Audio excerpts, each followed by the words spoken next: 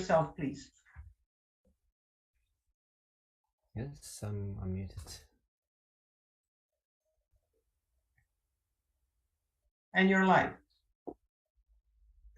Hey, hello. Yeah, we can hear you. Yeah. Hello.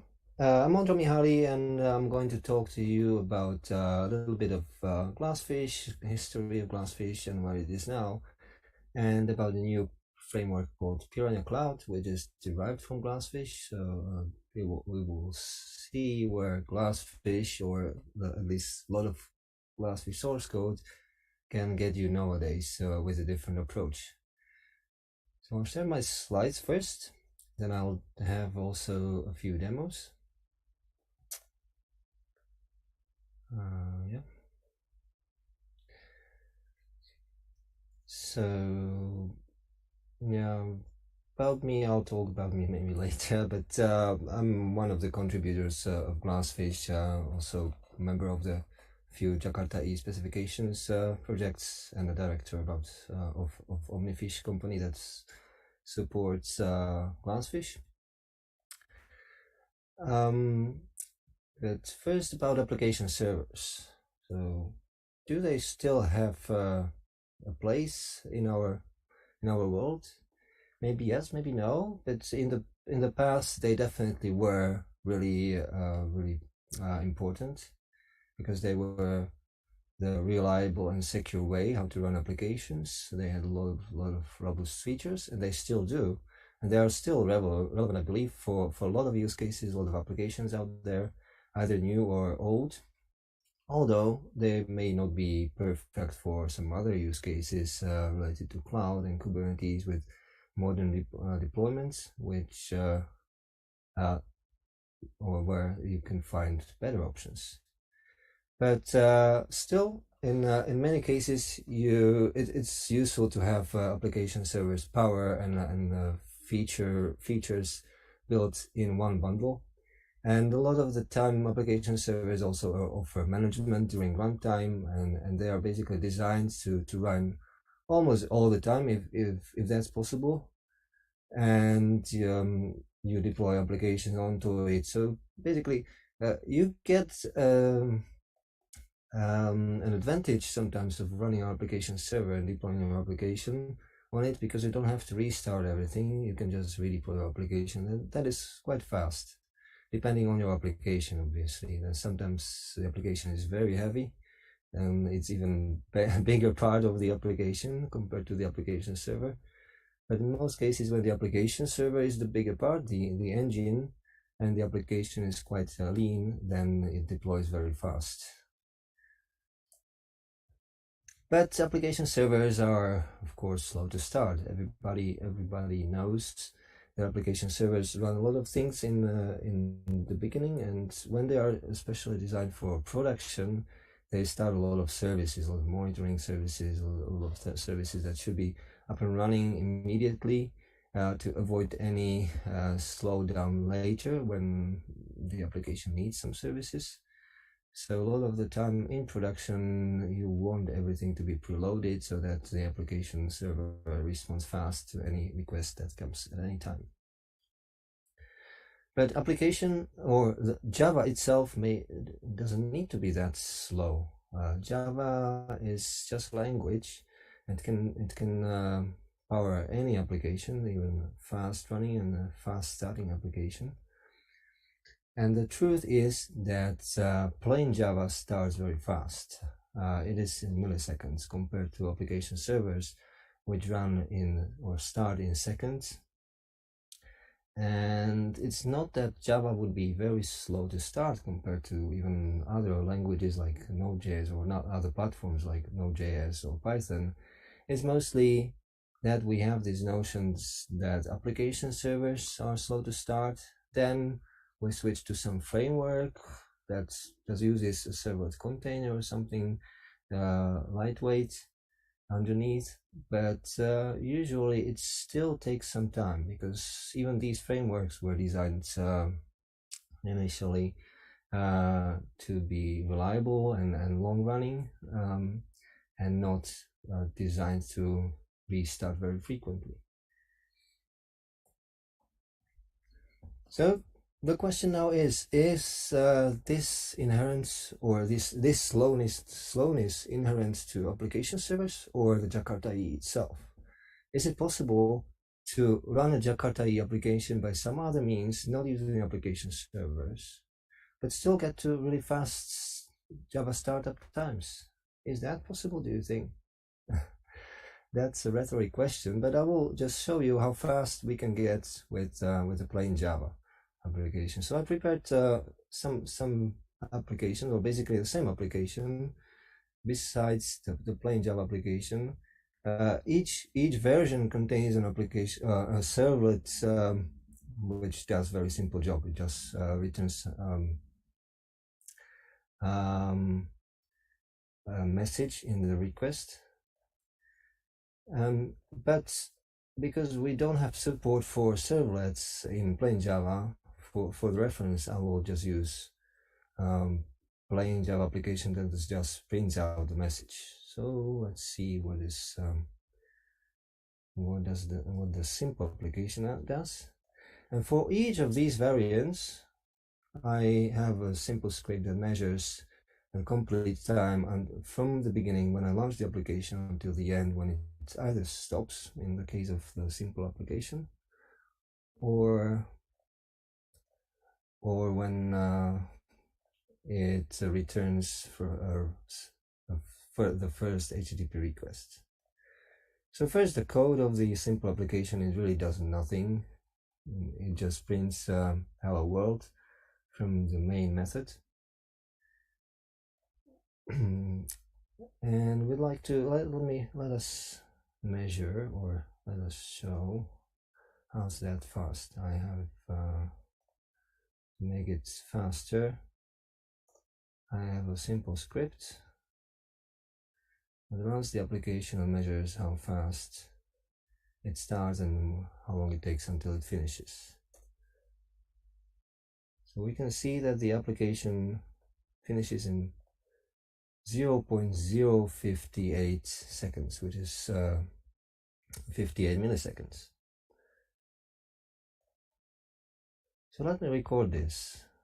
We have a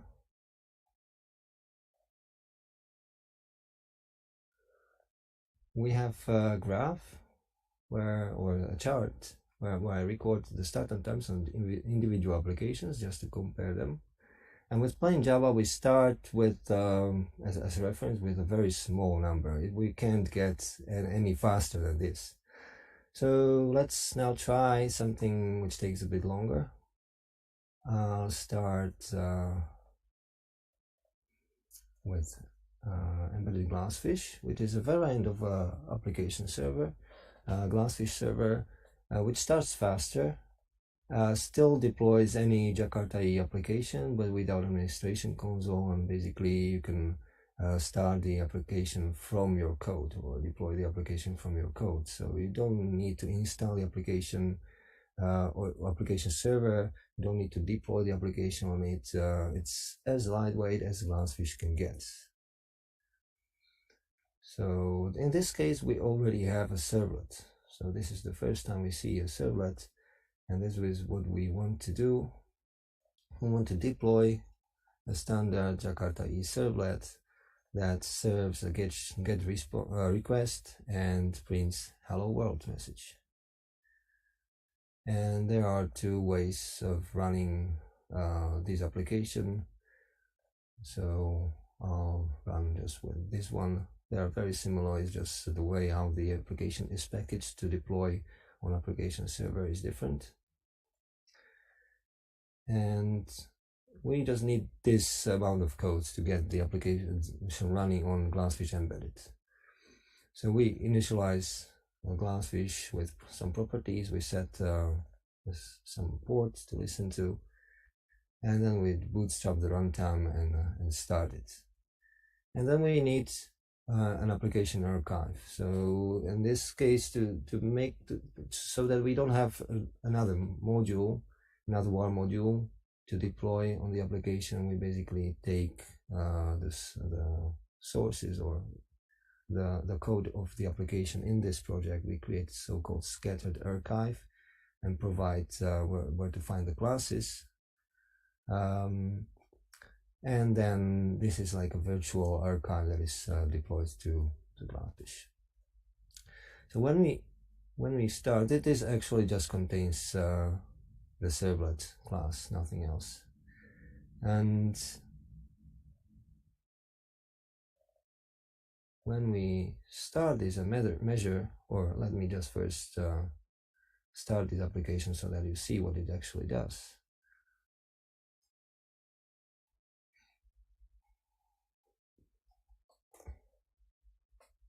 You see that it no longer runs in around 60 milliseconds. It takes a bit longer. Let me open.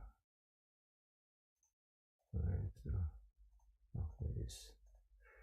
Let me open the application. I think it's here. Yes. So this is the only thing that the application is doing. It just prints hello from embedded Glassfish into the response. And let me just okay. So, but we want to measure this. Actually, we want to measure the full startup, including the request and response, in order to avoid any kind of tricks that the application server may do, because it may report to be running, but when you actually access the server first time, send an HTTP request, it may still need to load some functionality, some features, and that makes the first request slower. So we want to measure it actually really the time from the beginning until it produces some output. And with that, I have this simple script. And yeah, I stop the server. So now the script just starts the application, sends a GET request, prints the output, and measures how long it takes. So this whole day took 5 seconds. So this is what we actually want to compare to. And if we compare it to the startup time or the running of the plain Java application, we can see that this is a huge difference. And it really matters in some cases. I will get to that later, why startup time matters. But for now, just for you to observe that Glassfish embedded starts in around 5 seconds. And with Glassfish full, it would be even longer, 8 to 9 seconds. So, yeah. Let's come back to the presentation. So now with application servers, it's really hard to get to the Java startup time, so the shortest startup times that Java can get. But there are some options how to get there. But first, let's explain what JakartaEE actually is, why it's not just application servers, why it can be something else. It can be something else because it's just an API. The Jakarta platform doesn't specify that actually the implementation has to be an application server. It doesn't specify that the application has to be deployed as a WAR archive. It used to have a deployment interface, which was kind of standard, but now it's obsoleted, so this is not required. And JakartaEE basically specifies an API and the behavior of the implementation that implements the API. But that's from the application point of view. Usually application servers contain a lot of other vendor stuff that allows you to configure things on the server side. For example, data sources to connect to the database, or connection pools, or monitoring, and a lot of other things that are not defined in the JakartaEE, and they're certainly not in the API. Well, what is nice about JakartaEE is that you can build an application against this API, and then more or less deploy it on different application servers, but not only on application servers, also on other runtimes that support the API. You may need to change your application packaging a bit, so maybe you won't be able to deploy the application as a war package, but that's really just a detail that you just change how your application is wrapped and started. But this is not endorsed or required by the platform specification. And actually, the boot time is an implementation detail.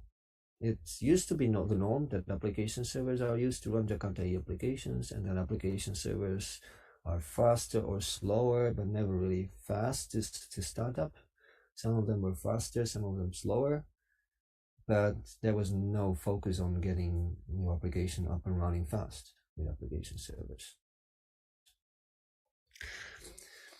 But with an API, one is actually the great benefit of JakartaOne is that it specifies the single API, and with a standard API you can change the implementations later, or even in the beginning you can just choose what is the best implementation for you, and you can still use the same API, and you use what you learn.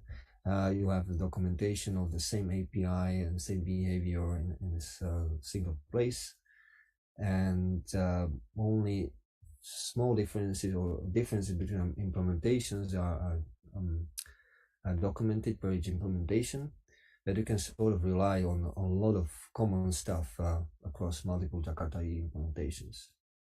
And you can choose an implementation like application server if you really see the benefit of it. You want to use clustering, you want to deploy on-premise, like businesses used to do for a lot of years.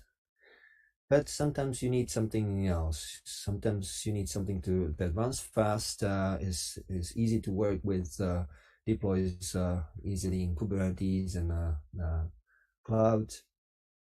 So it's up to you. With JakartaOne, this is very simple. So the Eclipse Glassfish, what it is actually, it is an application server. It's been here for a very long time, and it's open source. It's robust in the same way as many other application servers. It contains a lot of features besides JakartaOne platform, like as I mentioned, monitoring or connection pooling, or you can deploy multiple applications on it if you want.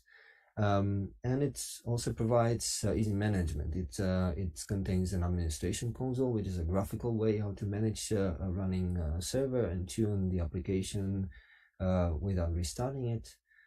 It provides a REST interface, which you can access programmatically outside of the server, or you can even script configuring application server during its being running. So there are a lot of powerful options to manage the server and the applications on it. The history of Glassfish is pretty long. It actually started at Sun Microsystems before it was bought by Oracle. And even before Glassfish, there were other application servers developed by Sun Microsystems that later evolved into Glassfish.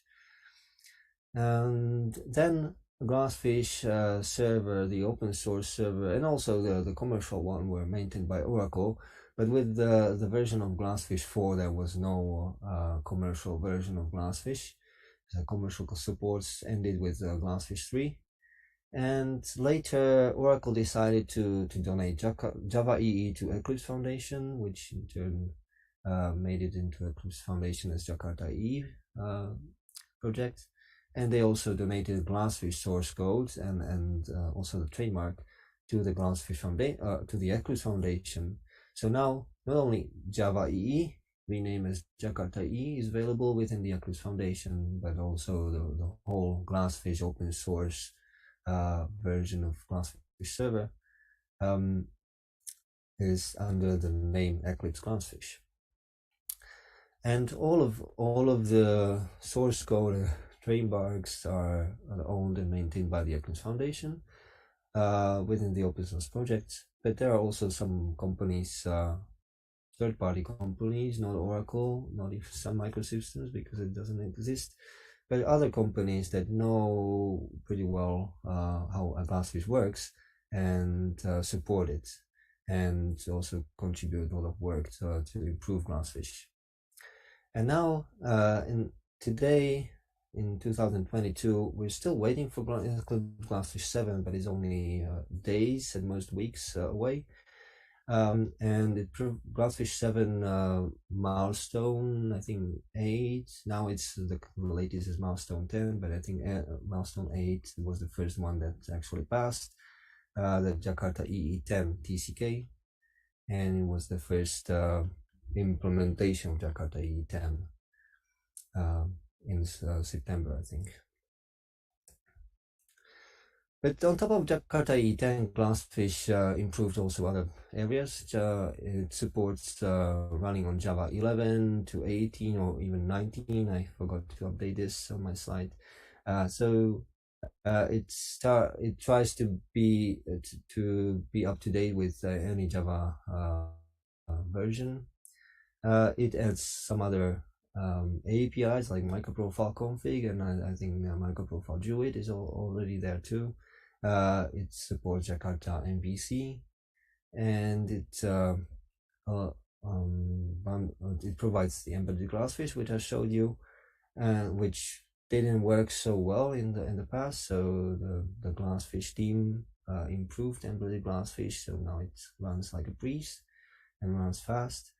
And there are a lot of other fixes and improvements and a lot of new tests that ensure that the Glassfish project and the server actually is robust and it doesn't contain silly errors, and is a lot of areas besides Jakarta EE are covered and tested.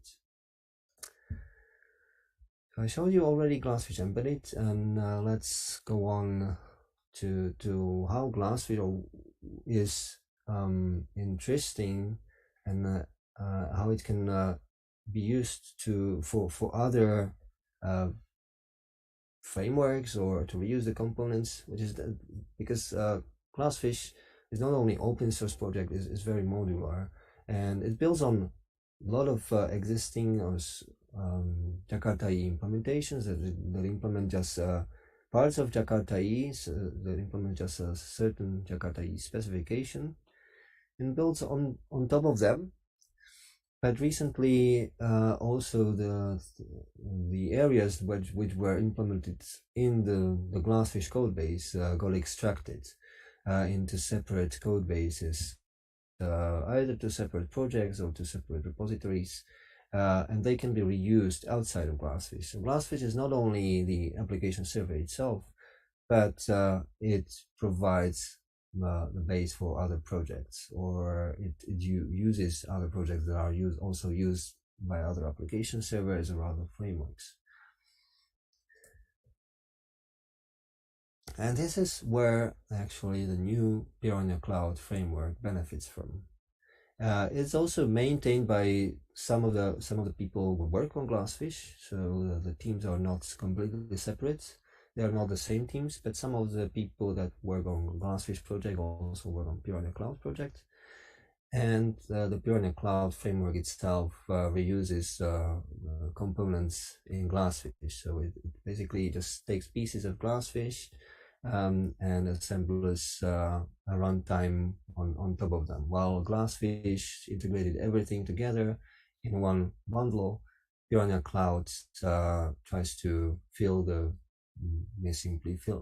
glue between the components and build from the bottom to the top. So currently it provides only a subset of Jakarta EE APIs, but it grows, and every now and then there is a new component either from Glassfish or from other open source projects added to the supported component list and integrated with the core of Piranha Cloud. And in the end, the goal, or the current goal of Piranha Cloud is to first implement the Jakarta EE core profile and then Jakarta web profile with a very fast and still highly extensible platform. So initially, Piranha Cloud is very bare bone. You can build really small applications which only require 1 or 2 JakartaOne APIs, and you can you build more complex microservices that require some more APIs from JakartaOne. At the core of Piranha Cloud, there is a bare bone servlet container, which is written from scratch and is very fast. And on top of it, there are multiple distributions that implement JakartaOne profiles, not full, like not complete profiles. As you can see later, that there is a core profile distribution that will very soon support all of the functionalities of core profile, but it's still not there yet. So the name just references that it aims to provide all the features of JakartaOne profile, either core profile or web profile, but it's still not full core profile or web profile compatible. But it's very modular. It provides all the functionalities provided as extensions, so you can even assemble your own runtime that only needs or only provides what you need. And you can also deploy any servlet, because the servlet container is almost fully compatible with the servlet TCK. This is just 1% of tests, few edge cases, but all usual servlets run on it. For example, Jersey. The REST foundation is integrated into Piranha Cloud as a servlet. And you can also drop any other servlet that exists out there, which doesn't even have to be an extension. You can also write your own extensions. It's pretty easy. This is when you want some library or your codes to better integrate into components which are specific to Piranha. But if you want to just integrate servlets, you just deploy servlets onto the servlet container. So let's see what's the code like.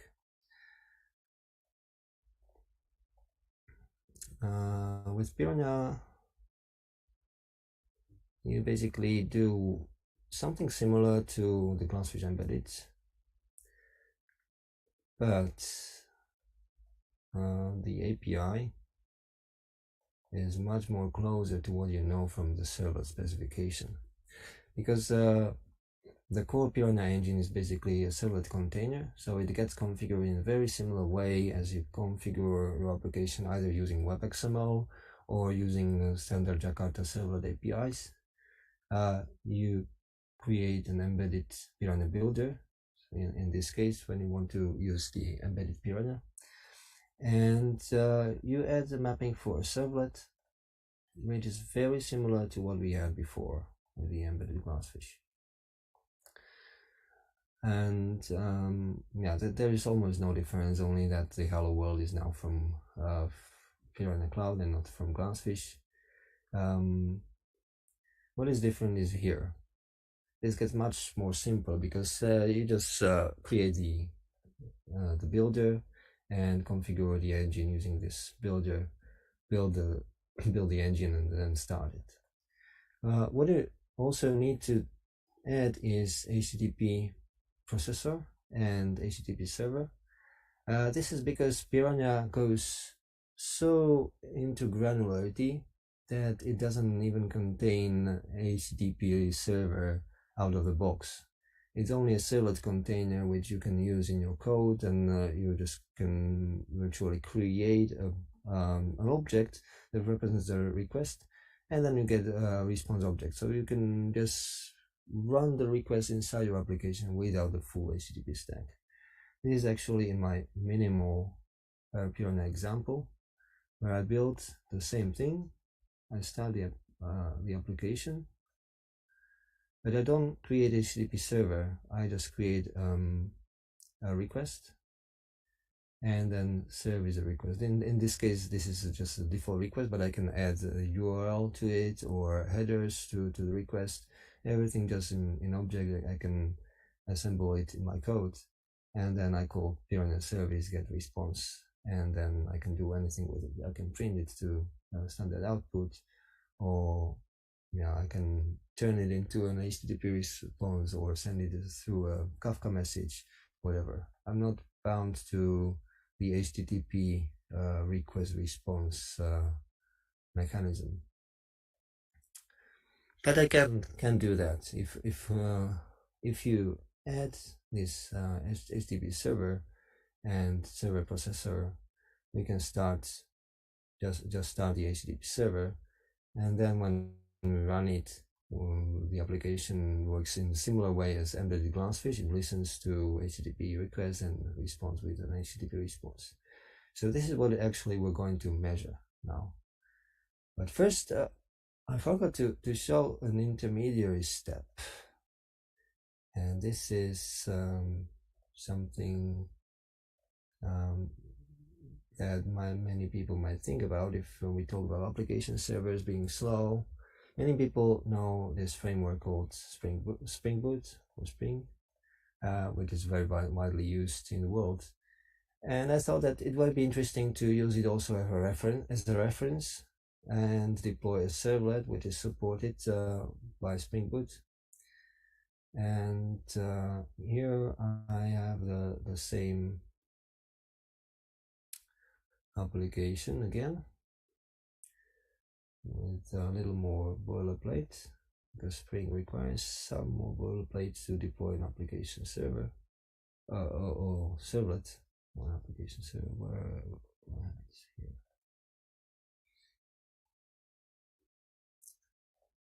And here basically I have again the same servlets. It's just without the annotations because Spring Boot doesn't support them, or at least maybe I'm not that good with Spring. What I did is I implemented webconfig, which basically adds this mapping. This is similar to what I can do with Piranha 2. I can add the servlet, add mappings, configure the servlet.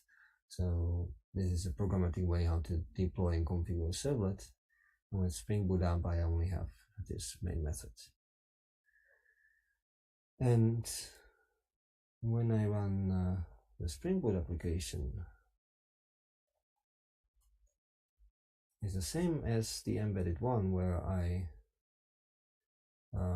started the server. I will now only run the application just to compare how long it takes to start. And with this, you can see it's just under 3 seconds. So let's compare these to Glassfish, to embedded Glassfish, which is faster than Glassfish. So we see that with Spring Boot, just changing basically the runtime, deploying the same servlet, we got speed up in startup by around or 50%. So the Spring Boot application, just by changing the runtime, Spring Boot itself, in this simple case, is twice as fast to start as Glassfish embedded. But it still is more than 2 seconds. Let's see how fast Piranha can get. Piranha up. So I'll first start with the version that actually runs the HTTP server. It's this case.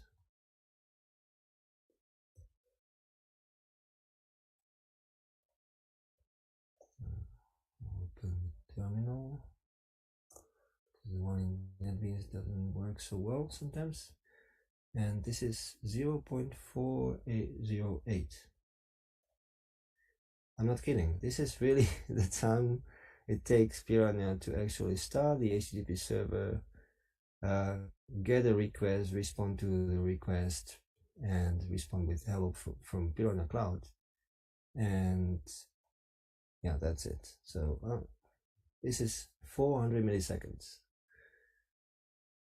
that it takes for Piranha Cloud to do the same thing as with Spring Boot or embedded Glassfish.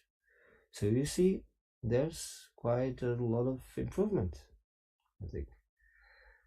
But there's much more, because Piranha is highly modular, and I already showed you that you can run the same code, the same application without actually starting the HTTP server. Let's run just virtual. Let me show you back the code. The virtual request and response cycle. So we'll just start the Piranha engine, and we won't run an HTTP request, but we will just create an object for the request and compute the response and print it out. This is very similar to our plain Java application, which just outputs a string and outputs hello world, because here we actually just initialize an object, just use the code and don't wait for anything from outside. We just send the request object to the engine and print a message. So a little more complicated way to get something to print out on the console, but it demonstrates how the servlet can be running. So this is a solution very similar to the plain Java application, but it uses servlet actually to generate the response and then print the response. And in this case,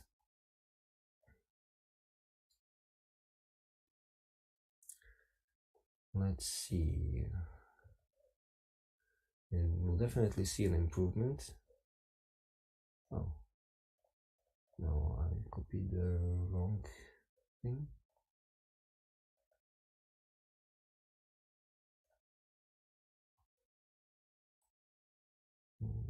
Let's see this. Now I need to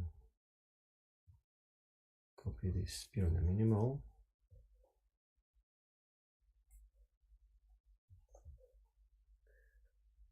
And when I run this, I get to around 200 milliseconds. So let's record it again. I will change this, because then there is another way how we can improve the startup time, and that's with cloud data sharing. This is a trick that maybe even Spring Boot can use, and embedded Glassfish. I didn't try. Basically, cloud data sharing somehow caches or stores the information about classes that JVM needs to read from the application, from the bytecode, and remembers this in some kind of index file.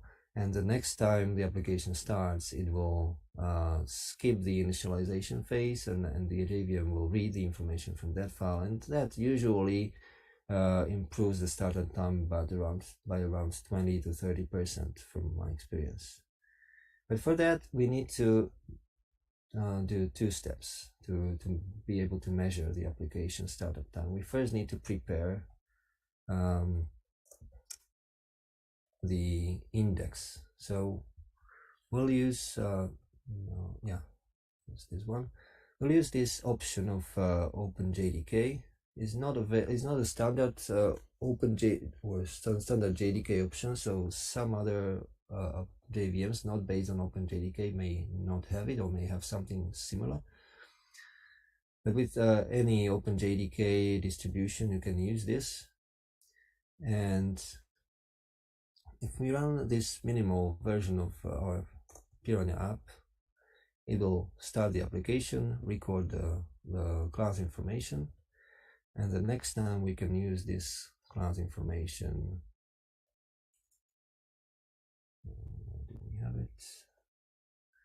To start our app and measure it. And this time it gets to under 200 milliseconds to 0.180 milliseconds.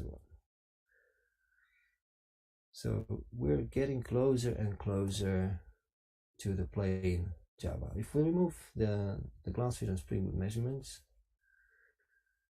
we are now still quite slower than plain Java, but plain Java does actually not do much. It just prints a message. While these two with Piranha, they actually initialize the whole servlet container and issue a request and get a response from the container. So they actually do something more.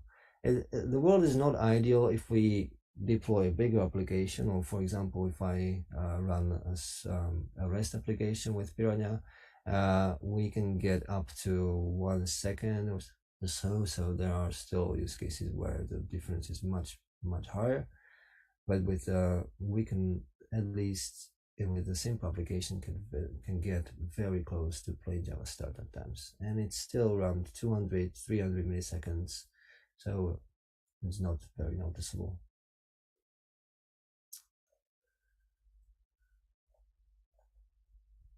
Yeah, so I wanted to show you or explain you where this matters.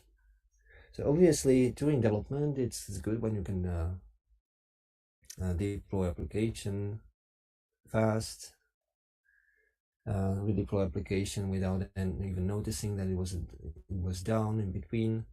But where it actually matters is cloud deployments. Sorry, I will skip these. These only demonstrate how Piranha is flexible.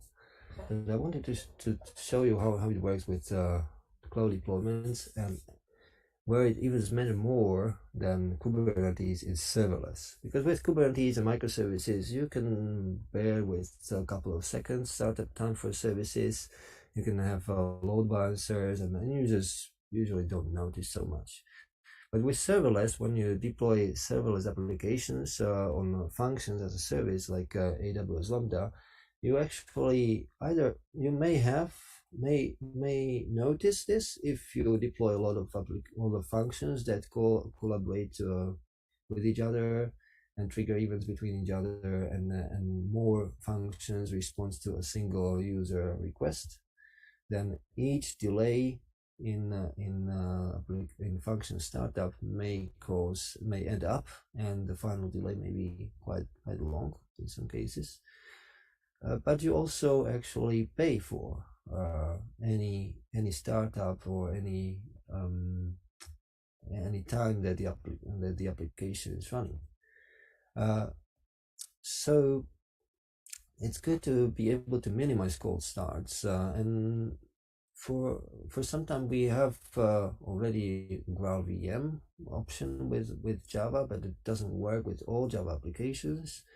It's not supported by some frameworks like Quarkus, which also supports a lot of Jakarta APIs, and Spring Boot recently added support for native compilation with GraalVM.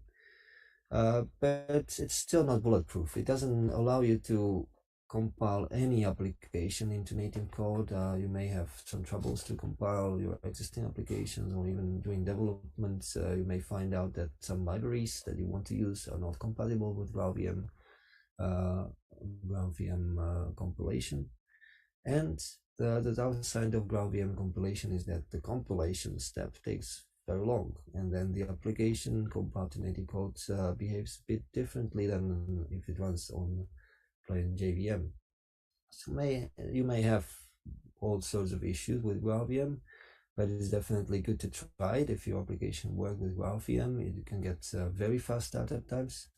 But even without that, to run Java application without these necessary steps, just plain Java application.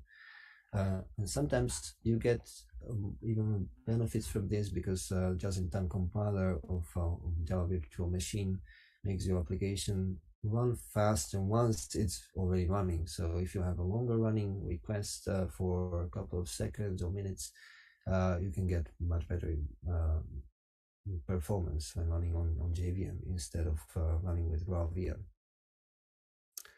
And often it's easier to use just plain Java, optimize it, remove what you don't need, and only when we really need something that starts faster, I would recommend using native compilation and GraalVM, because it brings a lot of other problems. It solves a lot of problems, but also may bring you some other issues later. And Piranha is very convenient to run an application in AWS Lambda, because it doesn't require to run a HTTP listener, you can easily build a Piranha application or Jakarta application on Piranha without the HTTP listener, just in code, because this is actually how AWS Lambda runs. It doesn't start your server, it just runs your code. It just calls your methods, and all the handling of the HTTP request or any event that triggers your Lambda is handled by AWS infrastructure. And AWS Lambda just hooks into your method and calls your code. In Lambda, you can initialize a lot of things in static blocks so that they are only initialized first time the Lambda is warmed up, and next time is when it's cached and reused. You don't have to initialize that, so this is pretty easy with Piranha because you can just create the engine in the static block and then reuse it for every method invocation later. And Piranha starts fast, as you saw. So even though it's not 0 seconds, it can be 200, 300 milliseconds, very close to 0. And even with cold starts, the first time the Lambda is needed, you don't suffer with very long slowdowns. The disadvantage with Piranha right now is that it requires Java 17. Some people don't care, like a lot of projects out there are already on Java 17, but unfortunately AWS doesn't support Java 17 natively. To run Java 17 applications, you need a custom Java 17 layer. So this is actually what I did to run a Java Piranha application on cloud or AWS Lambda.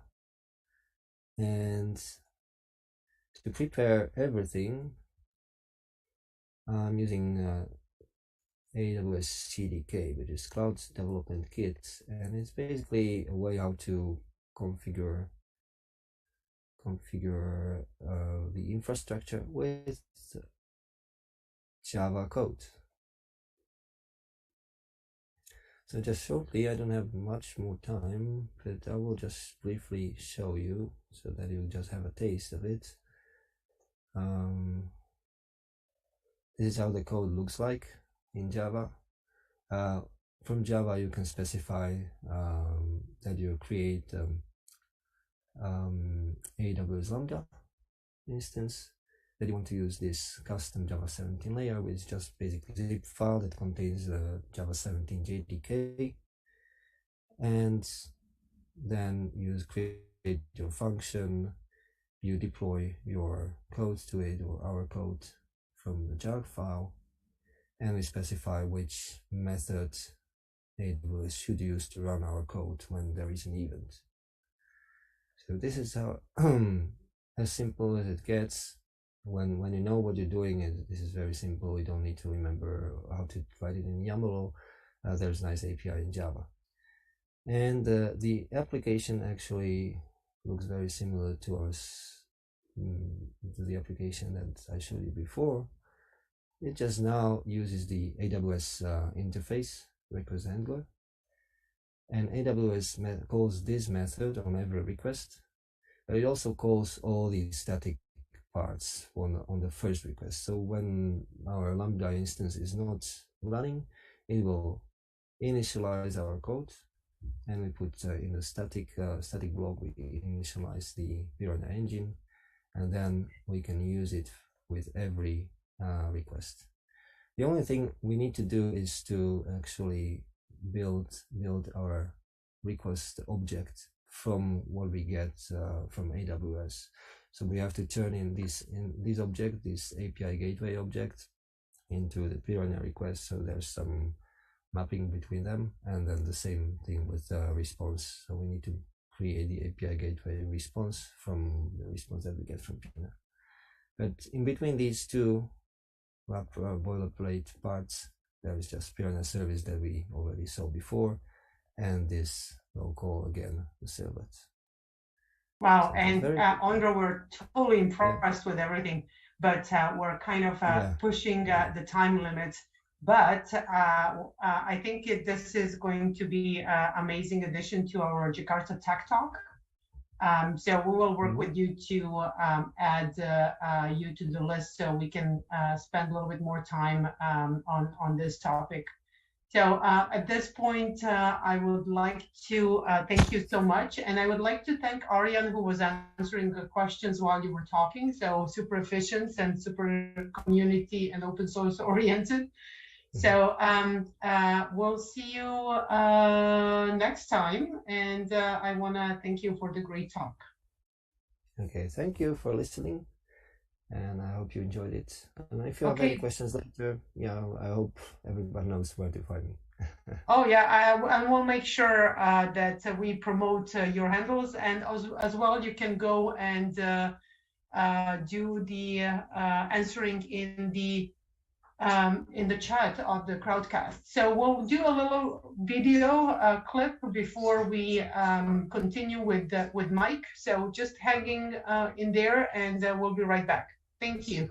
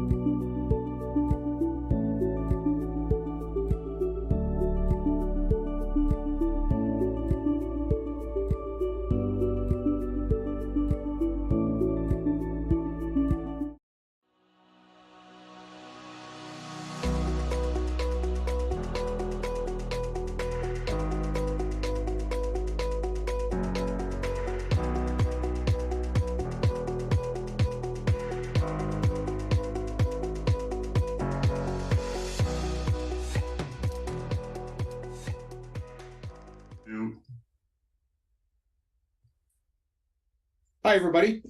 This is Mike Milinkovic talking, and thank you very much for the opportunity to kind of give a very quick overview of some of the accomplishments that's happened in Jakarta EE over the last year. For those who don't know me, I'm the executive director of the Eclipse Foundation, which basically makes me the cheerleader in chief. So with that, let me sort of talk a little bit about what we've got done over the last couple of years with Jakarta EE.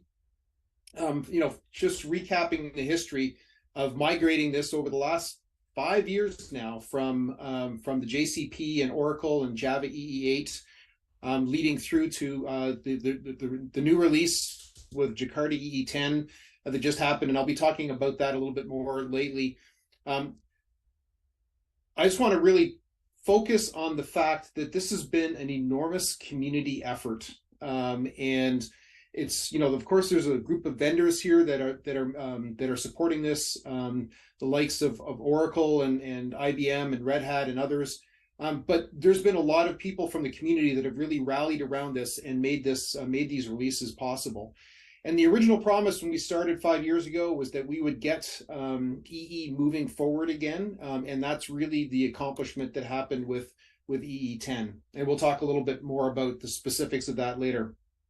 In terms of some of the major marketing accomplishments in the last year, of course, here we are with JakartaOne Livestream today. I heard earlier that we have over 600 attendees so far. Maybe that number has even gone up, but that's fantastic. The tech talks have been a really consistent success throughout the year. And the regional JakartaOne live streams have been a huge success, offering JakartaOne content in German, Chinese, Japanese, and Portuguese. That's something that we're very proud about, and the staff of the Eclipse Foundation has spent a lot of time working on in terms of supporting this through the past year. And of course, we've gone to other events as well.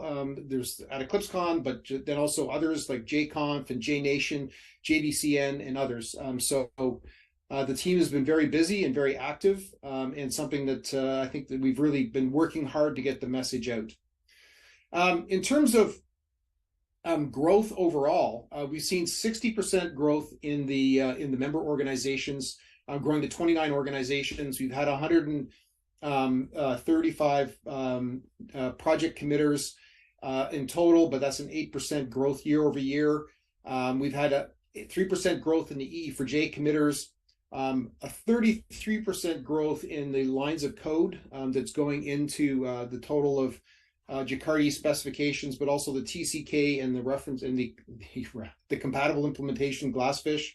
We've seen steady growth in the number of open source projects throughout EE4J and Jakarta EE as well. And of course, we wouldn't be here without the support of our members. So really want to call out and say thanks in particular to our strategic members, Pyera, Tommy Tribe, and then some of the big players, Oracle, IBM, and Fujitsu. Thank you so much for that, all that you've done, both in supporting the staff and the finances of and the marketing of the Jakarta EE working group, but also in supporting and investing in developers throughout this journey. And this has been, I think, the key success that we've seen in reinvigorating the what was known as the Java EE ecosystem is we've seen growth in the products that are compatible with the Jakarta EE specifications. And that's something I think that we're particularly proud about. If you looked at the history of Java EE, the list of vendors that were supporting the specifications had been steadily declining for quite a few years, and we've really changed the slope of that line completely. And with a number of new products seeking Jakarta EE compatibility, so we have a total of 39 platform implementations, 17 web profiles, and 3 core profiles in 2022 so far already. And core profile is brand new. I mean, I think that really speaks to a reinvigoration of the ecosystem around the enterprise Java. So what do we actually deliver when we talk about a Jakarta EE release? So there's the specifications. There's also the TCK, and I want to call out the work that Scott Marlowe from Red Hat has put into really helping keep the TCK current as we went through the EE10 release cycle. A lot of work went into doing that, and congratulations to the team. It's a real one of the real important things to mention about the success of Jakarta EE is the fact that the TCK is now open source, has made a lot of things simpler in terms of claiming compatibility with the Jakarta EE specifications. And then finally, compatible implementations. Unlike the JCP, we no longer have a normative reference implementation. So compatible implementations are a key part of delivering on the promise of the specifications in the TCK. And I want to call out the work that's happened in projects like Glassfish, but also Open Liberty in terms of providing the compatible implementations that help us make these releases. Of course, all the products that we listed in the previous slide are compatible, but these open source compatible implementations are really what help us get the releases out the door. We've also seen growth in EE4J new projects. So there's been a number of new projects. I'm not going to go through the whole list there, but a number of new projects in terms of helping provide compatible implementations of new specifications. And there's also been a real group effort around moving the specifications forward and creating new specifications like config, RPC, commons, data, etc. So this is really showing the vibrancy of the community and the ecosystem bringing this code forward. And again, Jakarta EE10, I think, is really the feather in the cap of the whole community that this year, this has been a 5-year journey culminating in this release where we're finally starting to deliver new innovation to the community, to the platform, to the ecosystem, and starting to move this technology forward. And the fact that we are able to do this in a community-driven way is, I think, a real testament to the hard work of everybody that's been involved in not only just moving this forward, but also setting up the specification process, establishing that, and turning it into a repeatable process that allows us to deliver these releases. So in terms of one of the major things is in the Jakarta EE10 platform is the release of the new core profile. which is really targeting microservice deployments, or and lightweight deployments, and the work that went into CDI Lite to make that possible. And so some of the, in addition to the EE core profile, some of the other features included CDI Lite, which helped make the core profile possible, but also adding OpenID Connect support to Jakarta Security 3.0, moving forward with Jakarta Persistence 3.1 and the RESTful Services 3.1 as well, bringing this code forward and delivering new innovation in this release. So just closing comment, we really want to get the community to rally around the fact that we're now working towards Jakarta EE11. This journey starts now, and we cannot do it without you. So please get involved, participate in the open source projects, participate in the specification process as an individual, or get your organization involved by becoming an Eclipse Foundation member, and by joining the Jakarta working group and getting directly involved in the specification process. So with that, I want to thank you.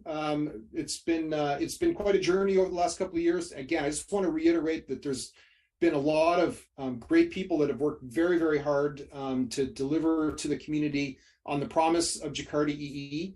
And I've been very pleased and excited to be a small part of this community journey. And I just want to congratulate everybody involved in the EE10 release and helping us get Jakarta EE to where it is today. Thank you.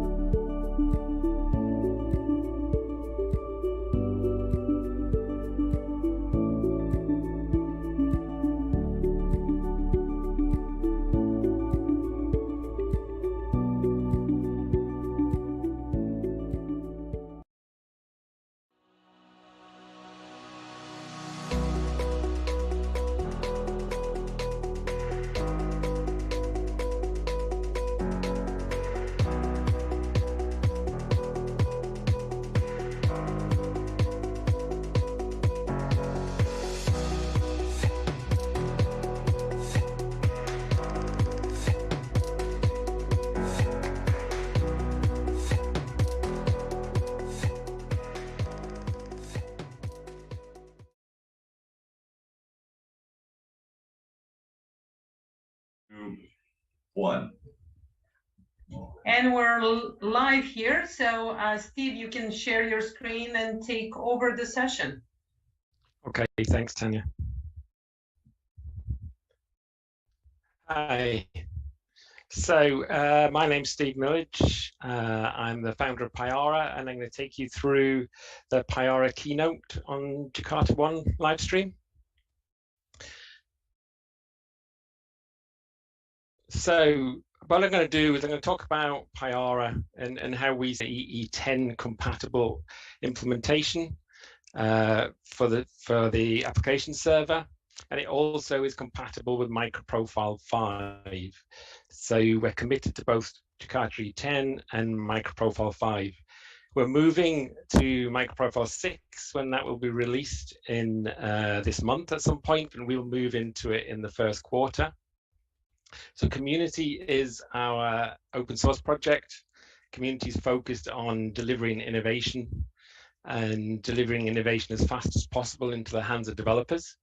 So we aim to get aligned with the Jakarta 10 release, and we delivered that on time. So Pyara 6 Enterprise is an enterprise version of our software. It is designed for mission critical application scenarios. It has a long-term support lifecycle, and that's to follow the community. Currently, that's scheduled in Q1 2023. However, software development as it is, that the date may shift, but that is when we're currently scheduled. And that will also deliver with upgrade tooling to allow you to move your Payara 5 environments into Payara 6 as far as possible through automation.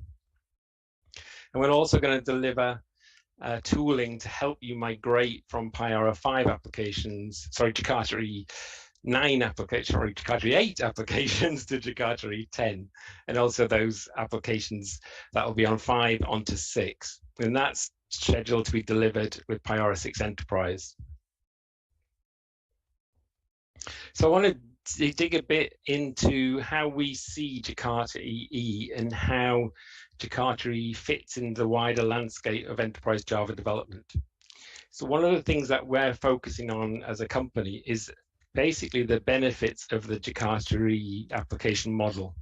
One of the key things about Jakarta EE and Java EE before is that separation of your application deployment from your runtime. This is one of the key innovations that Enterprise Java brought right back at the beginning. It had the difference between a deployer role and a developer role. And this is key as we move into cloud native environments. So in the Jakarta EE model, you obviously build your application. You use the Jakarta EE APIs, and you don't need to worry about a lot of things that the runtime provide for you. For example, a Jakarta application server or runtime like Payara delivers many, many different services to you as an application developer that you don't need to worry about. For example, it does work around messaging, it can deliver metrics, it secures your application, it manages workloads, it manages threads, it manages network protocols for you. And it also, in the same way as the JVM abstracts operating systems, the application server or the runtime abstracts compute infrastructure. One of the major infrastructure developments, one of the major innovations of the past few years is infrastructure. So infrastructure as compute. And what Payara does is we handle that infrastructure for you. What you do as an application developer is you build Jakarta applications. And Payara platform basically assembles a whole load of open source projects. It makes sure that all those projects work together and delivers you a Jakarta compatible runtime. And then through our enterprise engineering, what we do is we make sure that that runtime is secure, that it's stable, that has long-term support life cycle associated with it, and we deliver that to you through Payara Enterprise. And what we were trying to do is make sure that you as an application developer, if you take that separation of runtime from your application, then what we want to do is give you the platforms to deploy it and the platforms that scale across all the different types of compute infrastructure that you may come across. So as I said, most of the innovation over the last decade has been in software-defined infrastructure, software-defined networks. And what the Jakarta platform delivers is that separation from that application, from that runtime. And what we deliver as Payara is a set of products which scale right through from IoT and edge computing and containers through Payara Micro, which is a implementation of Jakarta that allows you to take your WAR file and just package it in a single jar in a similar fashion to other runtimes like Spring Boot. And we also then deliver Payara Server, which gives you traditional application server, JVM clustering, domain management across VMs, containers, or on top of Kubernetes if necessary. And then what we're also delivering is a revolutionary new platform called Payara Cloud, which is a Kubernetes native application server. What Payara Cloud delivers is a complete runtime built on top of Kubernetes. So basically the advantage of separating your runtime from deployment is that you don't need to worry about many different things. You don't need to assemble a runtime from lots of pieces. It's completely versioned, it can be secure, we can deliver monitoring and insights into the running of your application through metrics and health checks. And we can deliver you a completely scalable platform. And Payara Cloud is a new innovation and revolutionary runtime that sits on top of Kubernetes. So if you're trying to take your application, for example, in Payara Micro, and you want to deploy it onto a container, and you need to deploy it into Kubernetes, then there's many things you need to do. You need to do many things that aren't related to software development. For example, you need to build yourself a Docker file to build a container image to deploy that image into a container registry. You need to create pod definitions for Kubernetes. You need to create YAML files. You need to configure it. You need to configure secrets. And then you need to work out how you're going to get that onto a Kubernetes infrastructure, which hopefully you're not managing yourself or someone else is managing on your behalf. And then you need to sort out your ingress through API gateways or whatever. What Payara Cloud does is it basically does that for you. So what we're doing is building a JakartaOne application, runtime on top of Kubernetes natively. So when you deploy an application with Payara Cloud, you basically take your WAR file and it manages and handles all the infrastructure for you that's on top of Kubernetes. So that maintains Kubernetes itself. It's provisioning nodes, it provisions pods, it does all the ingress routing, it can generate SSL certificates for you on behalf, it can set up all your monitoring. And all you need to do is take the typical JakartaOne application deployment WAR file, drop it onto Payara Cloud, use microprofile config or other configurations to set up your application, and then it deploys and runs within minutes.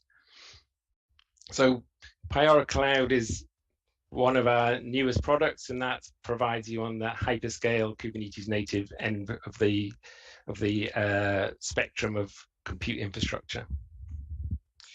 So just to summarize, so Payara basically Jakarta EE first application company. We're delivering platforms for JakartaOne developers that scale right through from small devices onto hyperscale cloud. We have from on the application server side of things, a JakartaOne 10 compatible implementation with Payara 6.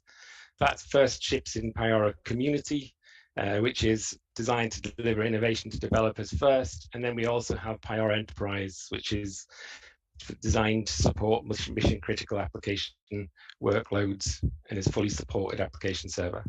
So thank you. That's Payara. Hopefully I hit my time slot.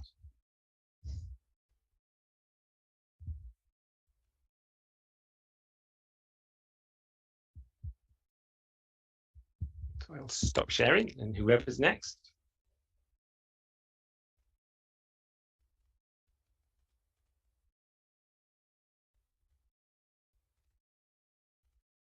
I think you're next, Jean-Louis. Yeah, I'm next. Yeah, Jean-Louis is the next. Okay. Share my screen now. I think. Let me know if you can see my screen. Yeah, we can see it. Okay. Let me know when I'm live then. Ready to go. Okay. Hello, everybody. Thanks for having me today. My name is Jean-Louis Montero, and I've been working for Tommy Tribe for I think about a decade now, so quite a lot of time. My main focus the last years have been to work on Jakarta microprofile and also on some open source implementations, but I'll get into that a bit later. Let me briefly introduce Tommy Tribe. Hopefully the screen is moving. Very briefly, so Tommy Tribe is a company built from the community itself. We are all Apache committers, and we do provide support on a couple of open source projects like Apache Tomcat, Apache Tommy, ActiveMQ, and basically everything that you can find in the box. We do provide 24/7 support, and we are geographically spread over 6 countries, so quite a big company. One of the biggest challenges today is around security, and for people, we do provide CVE scanning and notifications. We do that for people because, well, a lot of open source projects that you may use, like Apache Tomcat, for instance, only keeps 2 active versions, and basically the Tomcat 7, for instance, is discontinued, and you don't get any CD patching anymore on those versions.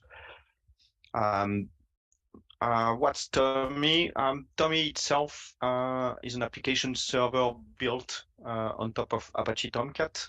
What we do basically is that we download the vanilla Apache Tomcat. We just unzip it, drop a couple of libraries inside for CDI, JSON processing, JPA, and so on. We do write all the integration code ourselves and the plumbing to make sure that everything works smoothly together. We zip that up again, and here we go, we get Tommy. We do have 4 flavors currently of Tommy. We do have the web profile one certified, but we do also provide a micro-profile compatible version, which is micro-profile 5 compatible. I'll get into that a bit later. Why do we do that? Well, just because Apache Tomcat was and is probably still the most widely used application server.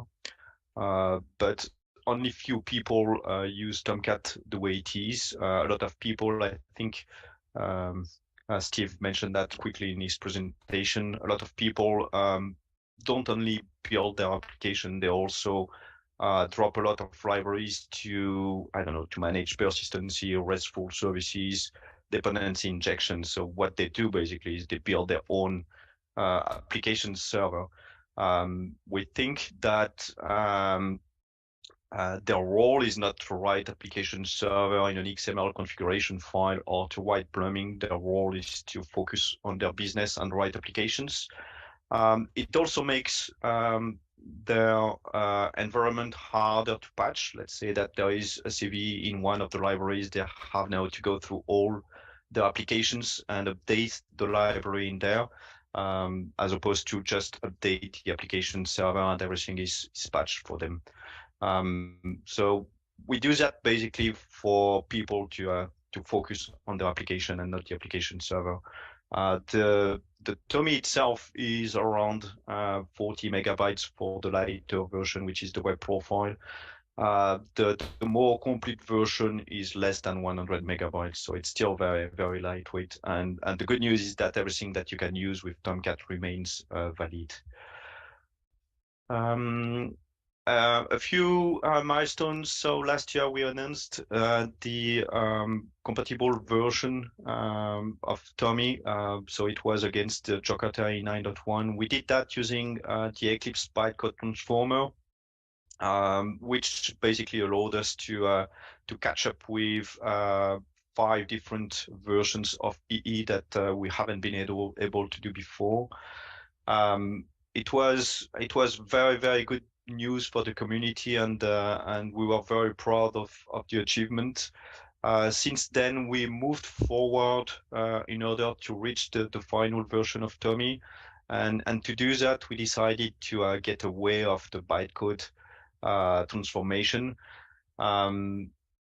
We decided to split between JavaX and Jakarta and move our source base to Jakarta and avoid bytecode transformation, just because we realized that it was very, very hard to get all the tooling to be updated as well. So basically all the Archelian, the test framework, the embedded container, they were all broken, and only the zip file was really working with Jakarta.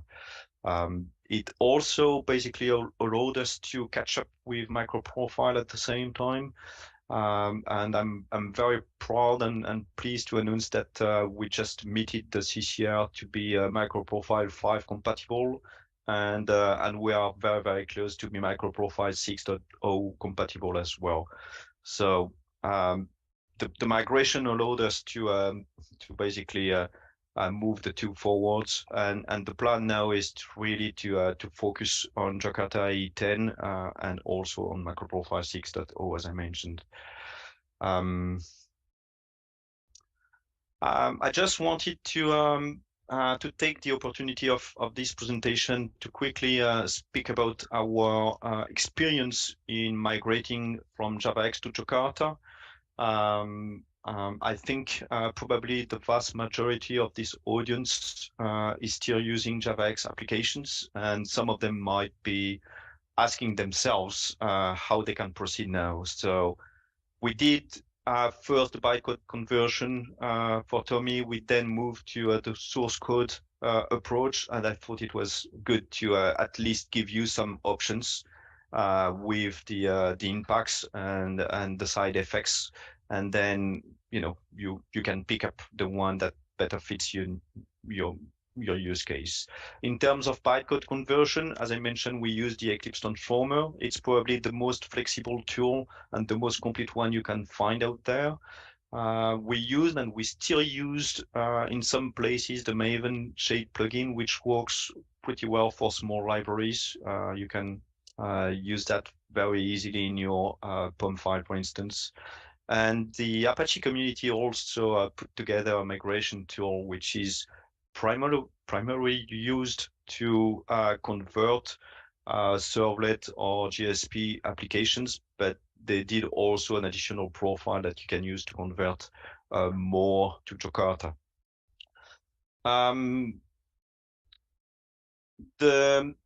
Most of the tools can also be used to transform your source code. We used a mixed approach to convert Tommy to Jakarta.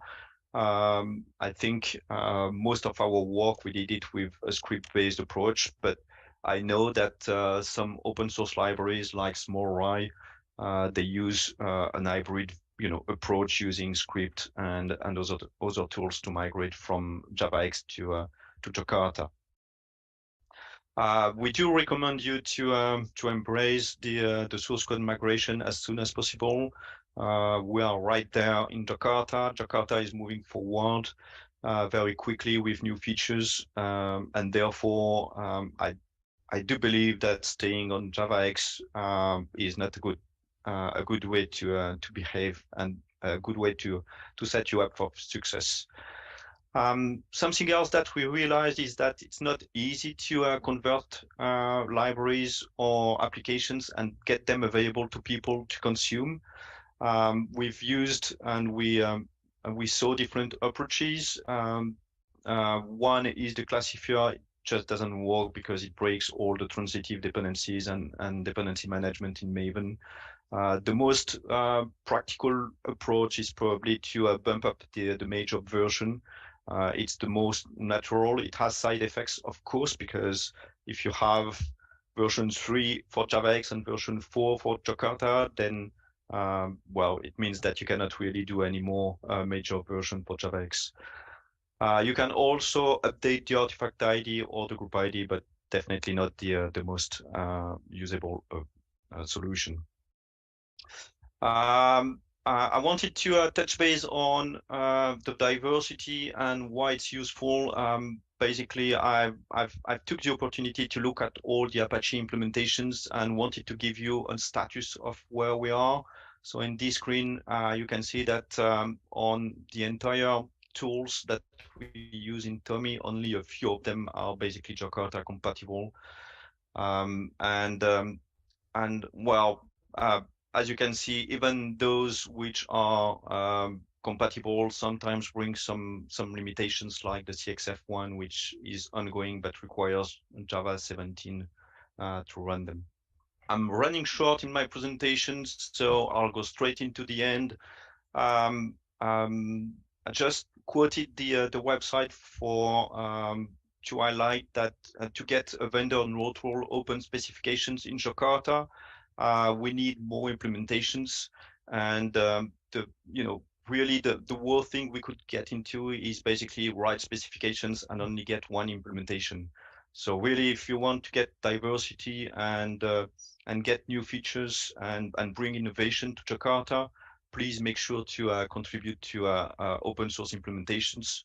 Apache is one of them. Contribute to TCK because they allow implementations to be more portable and cover the specifications more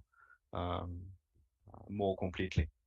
Thanks everyone for your time. Sorry for the small shift in the time.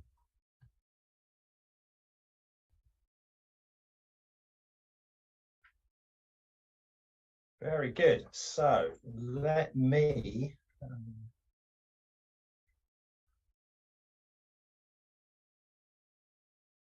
start sharing my screen. Can everybody see that, Tanya? Yes. Very good. Thanks. Thanks, Will. So thank you very much. My name is Ian Robinson. I'm an IBM Distinguished Engineer. I represent IBM at a variety of different Eclipse venues, Jakarta being one of them, Microprofile being another. I'm also responsible for, or my team is responsible for the Liberty implementation and a lot of the other things that we do in the ecosystem around Jakarta EE. And that's really what I want to talk about. There have been many sessions today, and Emily has got one coming up in an hour or so's time after this one that will talk about aspects of Jakarta EE10 and the relationship to it of Microprofile. Obviously, one of the things that is significantly new in Jakarta EE10 is the core profile, which is this set of specifications here. One of the motivations I should say that as things stand at the moment, the certified implementations of the core profile are these three runtimes here. OpenLiberty is the one that I'm going to talk about, and I'm going to take my life into my hands by doing a demo of some not yet generally available, but available beta capabilities. I'm going to show that in a moment. So one of the motivations for the Jakarta EE10 core profile is Microprofile. So the current version of Microprofile is Microprofile 5. I've drawn a red line around the Jakarta EE specifications that form the core of Microprofile. So these are the things that were pretty much the same as were identified right at the beginning of the launch of Microprofile, which is probably the best part about 5 years ago now. Microprofile 6 will be the next version of Microprofile, and that's going through the final stages of its preparedness at the moment. It's not quite there yet, but hopefully it will be with us soon. And as you can see here, all of those Jakarta dependencies are now can now be provided by the Jakarta EE10 core profile. So this is a motivational use case for Jakarta EE10 core profile. Now, so I'm going to go into my demonstration now and get out of slide showing mode.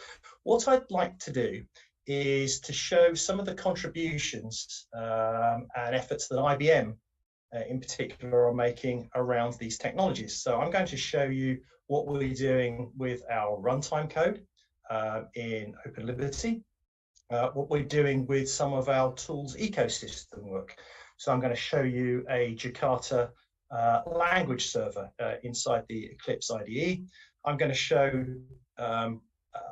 show running a brand new Jakarta EE10, a Microprofile 6 candidate application in an instant-on container that will start up in hopefully just 100 or so milliseconds, not microseconds, that would be really cool, milliseconds. And then I'm going to show it being deployed very, very easily to a Kubernetes environment. So let's switch to my Eclipse IDE. Here we go. What I've got running here is a Liberty server using the Jakarta language server protocol that IBM have helped develop. I will go to the community for that in a moment because I'm going to do an invitation to get more help from the community to carry on building that out. So what we've got here, I've got a Liberty server running with a set of Jakarta EE10 features. So JAX-RS features, JSON-P features, CDI features. OpenLiberty is a runtime that runs only what you configure it to run. And the application that I'm going to show requires that set So this is essentially a core profile application with some micro profile capabilities added into it as well.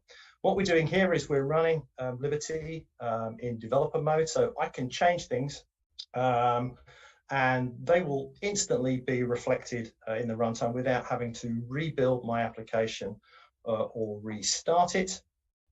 We can see over here, let's see, so if I add a new endpoint to my application, I'll show you some of the things that we can do with the language, with the Jakarta language server protocol. So I can, for example, create a new, let's create a new live stream JakartaOne endpoint. So what the language server is going to allow me to do is it's going to give me syntax assist, and I can say, right, I would like a REST class. It'll generate me a template for a REST class. I can create a new endpoint, a new JakartaOne endpoint. Let's call it live stream.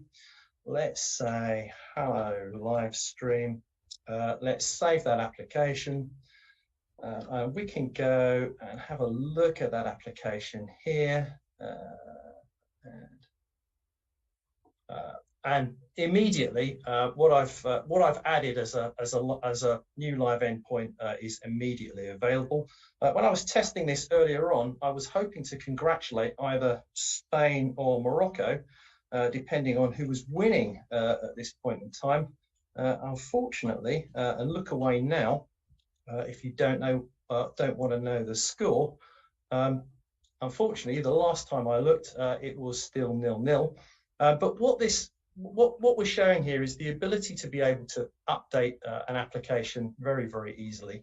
The application that I'm actually showing is a simple REST application, and it's simply a JakartaOne application.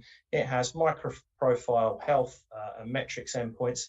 And this is using the latest versions of those specifications. So it's EE10 and microprofile 6. What I'm going to show you now is how I can take this application and run it in a container that will start up in only a few hundred milliseconds. Anybody that was on live stream earlier on today may have caught Tom and Grace's session on Liberty Instant On. What I'm going to do now is I'm going to show that running. I'm going to show how I can take that application that we've just seen in the Eclipse IDE and make it start really, really quickly in a Java container.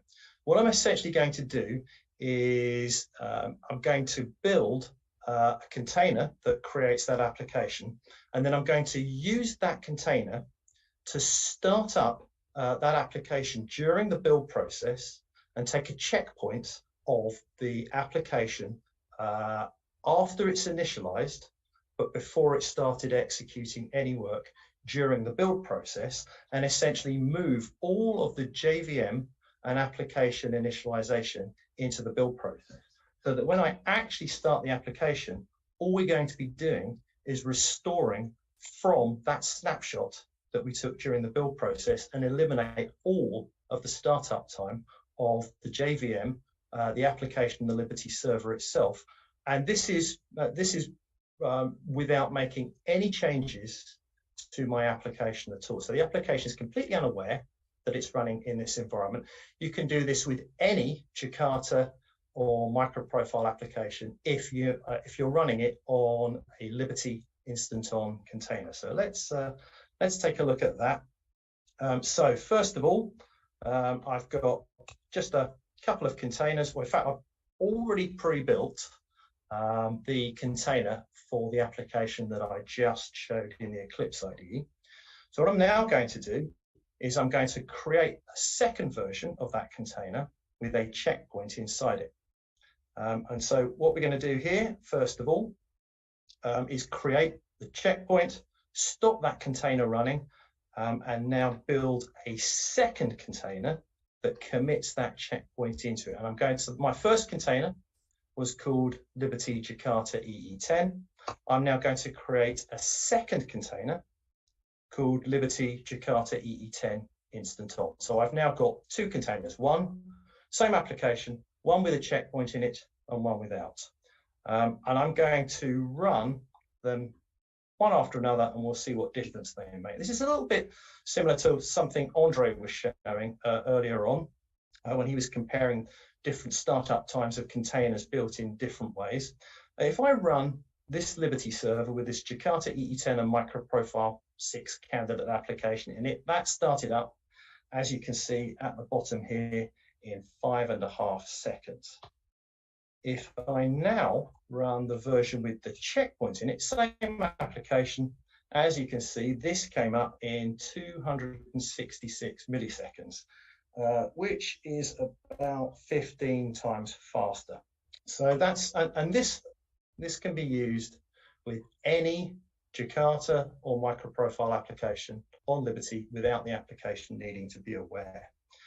If I want to deploy that container that I just built into a Kubernetes environment, you can just deploy that with a standard Kubernetes deployment YAML.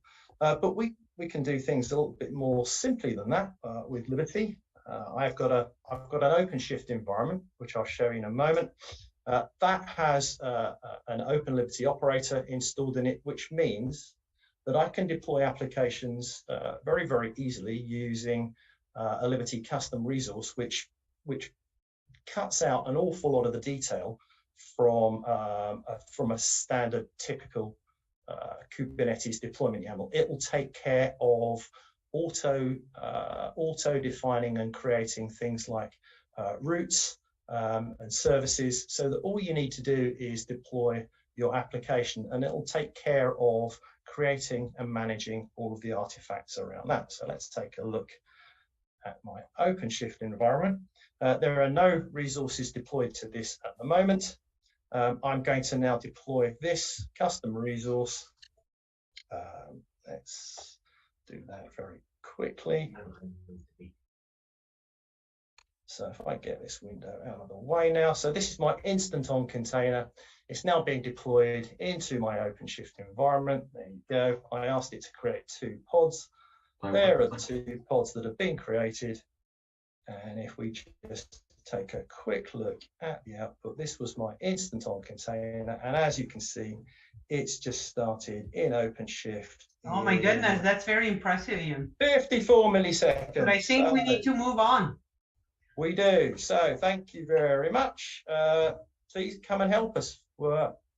Please come and help us at the Jakarta Language Server project. Thank you. Well, I think we need to hear what Oracle is doing, all the fantastic things that Oracle is doing. You need to unmute yourself, Will. That would be preferred. Yeah. Okay. You can share your screen. Can you see my screen? I know, and I love your Jakarta background. How about my T-shirt, though? Oh, T-shirt is impressive. Okay, not bad. All right. Hello, everybody. My name is Will Lyons. I manage product management for Oracle Enterprise Cloud Native Java. I've never been called a distinguished product manager, but I like that designation. I'm going to talk a little bit about Oracle and how Oracle is contributing to and taking advantage of and leveraging Jakarta EE. So Oracle has been a strategic member of the Jakarta Working Group since its inception. We've contributed many specifications, implementations, the TCK to the working group. We remain a strong contributor to both Jakarta EE and to microprofile. I'm really pleased with the success we've observed in collaboration with everybody on this call and all of you in creating an open and vendor neutral process. I've taken a snapshot of some of the most recent contribution data from the Eclipse Foundation. And we can see that the general community, not necessarily those affiliated with specific strategic members of the working group, are making a significant number of contributions to Jakarta EE, and we'd like to see that continue. And I encourage all of you to take advantage of Mike Milinkovic's advice and become a contributor, become a committer, and help us to move Jakarta EE forward. So, so how is Oracle leveraging Jakarta EE in its product line? Well, we start with Oracle WebLogic Server. WebLogic Server is an application server. WebLogic 14.1.1 is compatible with Jakarta EE8.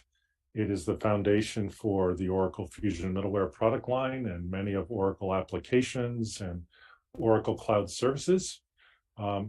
We also have Helidon. Helidon provides a framework for building Java microservices. It supports MicroProfile. The current Helidon 3.0 release supports MicroProfile 5.0. We also offer Oracle Coherence. Coherence provides a data grid, which is a set of JVMs, which can be used as a distributed cache for Oracle applications, for Helidon applications.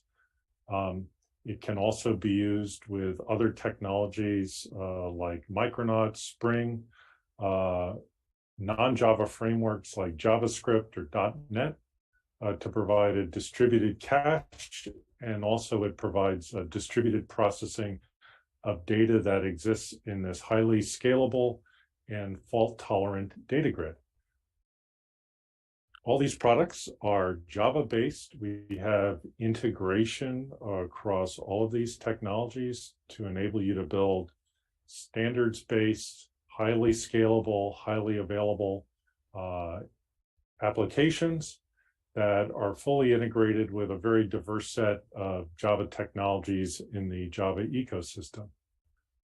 And all of these technologies are supported in Kubernetes, so you can deploy in Kubernetes both traditional applications built on an application server like WebLogic Server, or microservices applications built on Helidon to run them in containers, and also with coherence applications and coherence caches to run those in containers, to run them in Kubernetes infrastructure, on private clouds, on premises, and in a diversity of public clouds.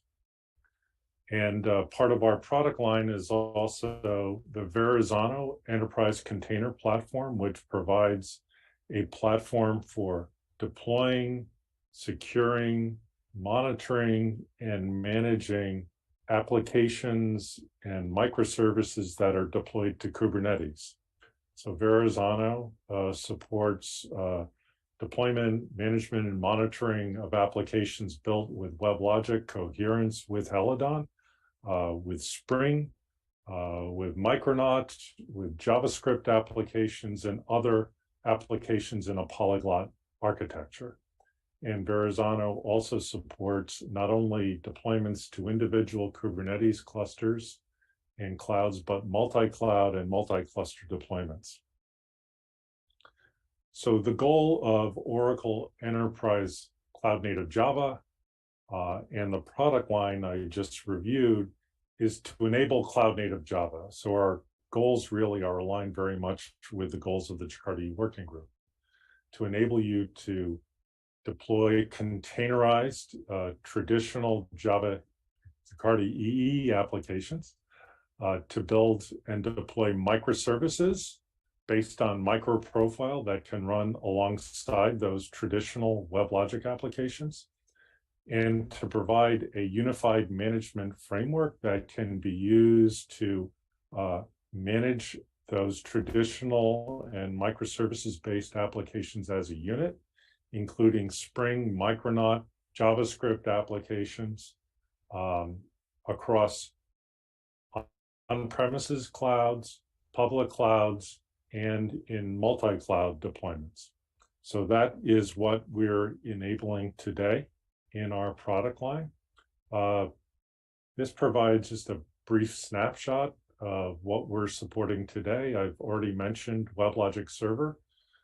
To supplement WebLogic Server, we've delivered a variety of tools in open source that enable you to take your WebLogic applications, introspect them, create container images from those, deploy them using a WebLogic operator to Kubernetes to monitor those WebLogic applications as they're running in Kubernetes with Prometheus and Grafana and OpenSearch for logging. These tools are supported both in on-premises and in Oracle offerings we deliver in Oracle Cloud. We also provide offerings where WebLogic is supporting in other public clouds like Azure. And we have new releases of WebLogic coming up next year. In the coherence side, we have released Oracle Coherence, and we have, I've neglected to mention this, we have also open sourced many aspects of coherence in what we call Coherence Community Edition. The most current release of Coherence Community Edition supports integration with JakartaOne applications, including Helidon applications and other applications that use JakartaOne APIs. And we're also planning a new release of Oracle Coherence, leveraging all the innovations that are delivered in Coherence Community Edition in open source in 2023. On the Helidon side, we have two major releases of Helidon currently supported in production, which both support, those are Helidon 2 and Helidon 3.0, which support microprofile. Helidon 3.0 supports microprofile 5 and leverages JakartaOne APIs. And we've delivered our first release of Helidon NEMA or Helidon 4.0, which I'll talk about in just a minute. And we've delivered our fourth minor release of Verrazano 1.4, which supports, again, deployment of applications built using all of these technologies. I just want to drill down just a bit on Helidon 4.0, the alpha release, which is available today in open source. And this is the first microservices framework based on the Java virtual threading model delivered in what used to be called Project Loom, which essentially offers the scalability of asynchronous or reactive programming with the simplicity of writing synchronous code. So this is fulfilling in a microprofile-based framework. The Alpha 2 release of Helidon 4.0 supports microprofile. The simplicity of standards-based programming using synchronous models with the scalability benefits offered by virtual threads. And our GA target for this is in 2023. We're expecting to go GA when Java SE 21 goes GA. And what this highlights is that, one of the things we're really excited about is that using Jakarta EE and microprofile technologies, you can take advantage of the latest innovations that are delivered in the Java platform in a standards-based environment that enables integration with existing applications and technologies you're already familiar with today. So take a look at Helidon 4.0, Alpha 2, and Helidon NEMA, and the innovation we're delivering in terms of virtual threading support. So this necessarily is just a brief run through of all of the technologies we're supporting in enterprise cloud native Java. I assume these presentations will be made available, and I've provided links where you can drill down and take a closer look at all the technologies we're delivering in this space and in open source. And thank you very much for the time today. And I'll turn it over to Scott.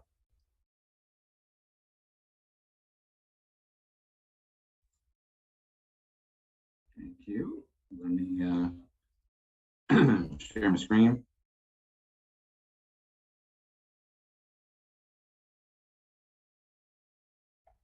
You know, if that comes through. Do folks see the screen? Yes. Looking Okay, great. perfect. Thank you. Thank you. Next.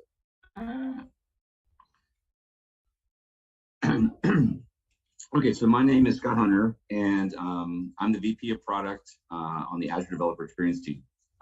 You know, at Microsoft, we've really invested in Java the last couple of years, whether it's building our own JVM, whether it's the tools that we build for Visual Studio Code, or the SDKs and stuff we build for the Azure Cloud, and some of the contributions we've made to the OpenJDK and such. I build most of our developer experiences around Azure, and so you know, if a customer wants to run Java in Azure, they're probably using some of the stuff that my team built. And what I want to talk about today is how we're jumping in the community. And so you can see here that you know, we're part of the Jakarta EE working group as an enterprise member, micro profile working group as a corporate member. We are elected steering committee member on the Jakarta EE steering committee, and marketing, and we're a platform committer. And you know, our job is honestly just to help advance all the Java technologies and make sure that if a customer chooses to run them in our cloud, that there's great support there. And this kind of complements the participation we have in the JCP as well, to basically help drive and advance Java SE. And so we have a ton of investments and offerings in Azure for customers that want to run Java. And this is mainly done with partnerships with some of our big strategic partners. And so if you want to read more about this, you can see this aks.ms/join Jakarta micro profile. But you know, we want to have a diverse ecosystem of offerings for Java developers. And so you can see whether you want platform as a service, that's where we're going to actually manage the cloud for you. We'll do the updates. We'll let you scale up and scale down very easily. And so we have a ton of offerings here, whether it's our app service, which I'll talk about in a little bit more. That's our primary hosting model for platform as a service, or service bus, which is a mechanism for sending messages in our cloud. And then of course we want to make sure, you know, we live in a container world, we live in a microservice world. And so whether, you know, you want to run an Azure Kubernetes service, which is a managed Kubernetes that we have in Azure, or you want to run in Azure Red Hat OpenShift, both of those are supported. And then of course, we have plenty of customers that want to run in VMs and virtual machines. And so that's our IaaS. And so you can see whether, you know, wherever you want to run your Java, we have a lot of great offerings for that ecosystem. So I want to drill into a couple of these. This is our JBoss support. And so we're the only top tier public cloud with a managed Jakarta EE application server offering. And so this is JBoss EAP on app service. This is a partnership with us and Red Hat. And this is, you know, pay-as-you-go commercial support for JBoss. And because it's a platform as a service, you're going to get load balanced, you're going to get auto-deployed, auto-scale, monitoring, and it's going to be secure, and you're going to get update notifications. And you can see we just added clustering support. We're going to add clustering support in fourth quarter of this year. And then early next year, we'll have Java 17 support as well. So this is for the customer that really wants us to manage the whole system for them. And we got a great offering there. You know, we do have customers that want to run on things like virtual machines as well. And so we have a feature in Azure called the Azure Marketplace. And this is where we can put various offerings.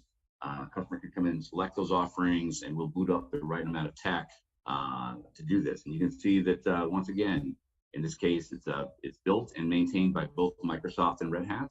And you can decide to run it as a standalone or in a cluster configuration. And depending on how much you want to scale it, we have two virtual machine technologies, just VMs and virtual machine scale sets. Both of those work there. You can bring your own subscription, and pay-as-you-go is coming really, really soon. It'll be on my roadmap at the very end. And once again, you're going to see we just added JDK 17 support last month. Next is WebLogic. What are the ways that we can run WebLogic on Azure? And we've got a variety of offerings here as well. Once again, it's an Azure Marketplace solution that'll be managed by both us and Oracle. And we offer WebLogic both in virtual machines and in Kubernetes. Once again, bring your own license.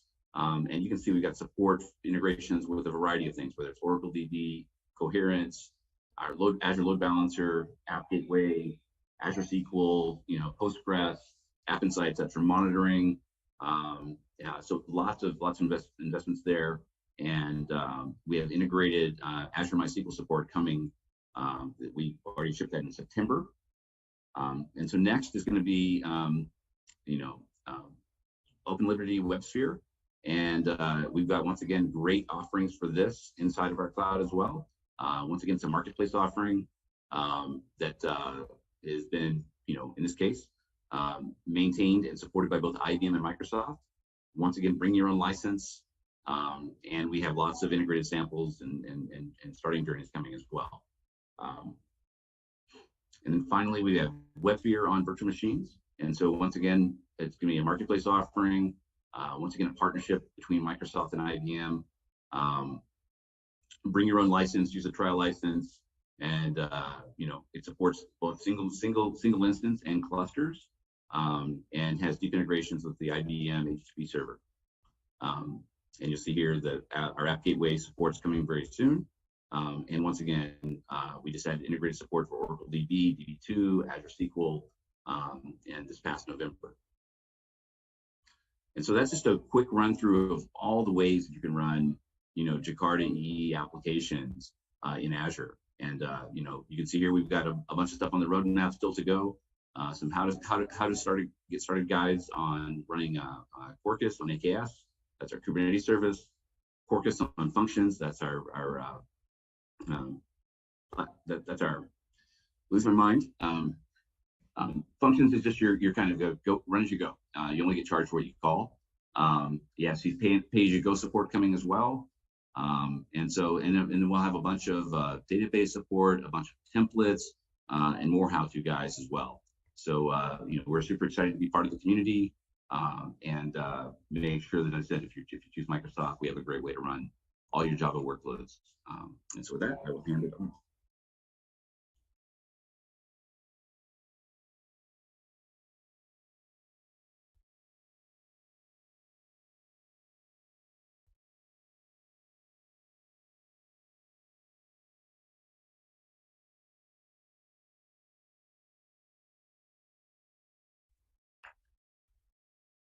So, thanks so much, everyone. So we'll just move on to the next session now. Thank you.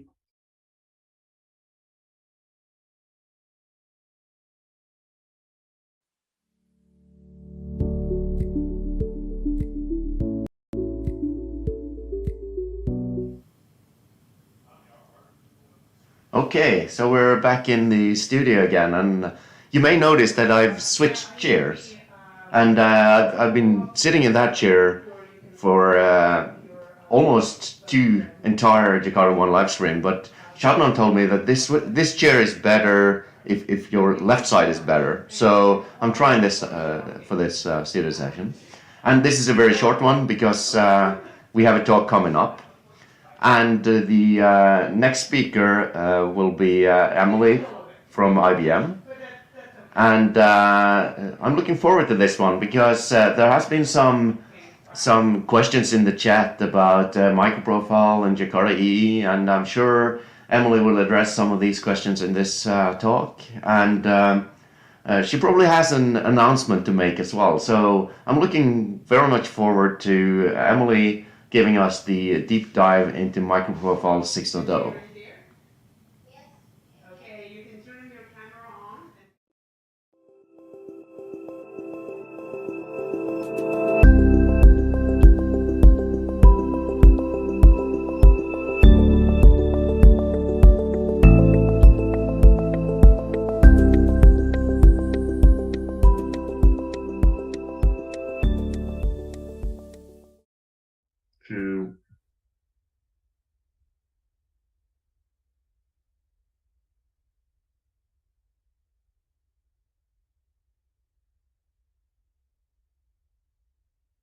Hello, everybody. Thank you so much for attending this talk. I am Emily Jiang from IBM. I'm Java champion, and I'm also cloud native architect and advocate for Liberty. And I spend most of my time working on microprofile, JakartaOne, and their implementation in Open Liberty. So in this talk, I'm going to do a deep dive into microprofile 6 and 0. As you have mentioned, have seen, if you have attended a few talks earlier, also it's has been mentioned the microprofile metrics 5.0, the customer scope, and Ian briefly talked about microprofile 6. So what's in microprofile 6? So in this presentation, I'll give you a quick overview about microprofile, kind of the current status. And also we spend the most of the time talk about 6.0 and with a few demos. And then we peek into the future microprofile, like especially in the next year, 2023. This year and microprofile working group growing. So it's thank you Microsoft and Prampton joined the microprofile working group. So now we have 10 working group members, and also we are trying to grow the community as well. So watch the space. So at this moment, the microprofile has platform release and also standalone release. The platform release, obviously, the current release has a few JakartaOne technologies plus these 8 specifications. And also there's a few standalone release for the reactive stream operators, reactive messaging, context propagation, GraphQL, LRA. So they are separate from the platform release.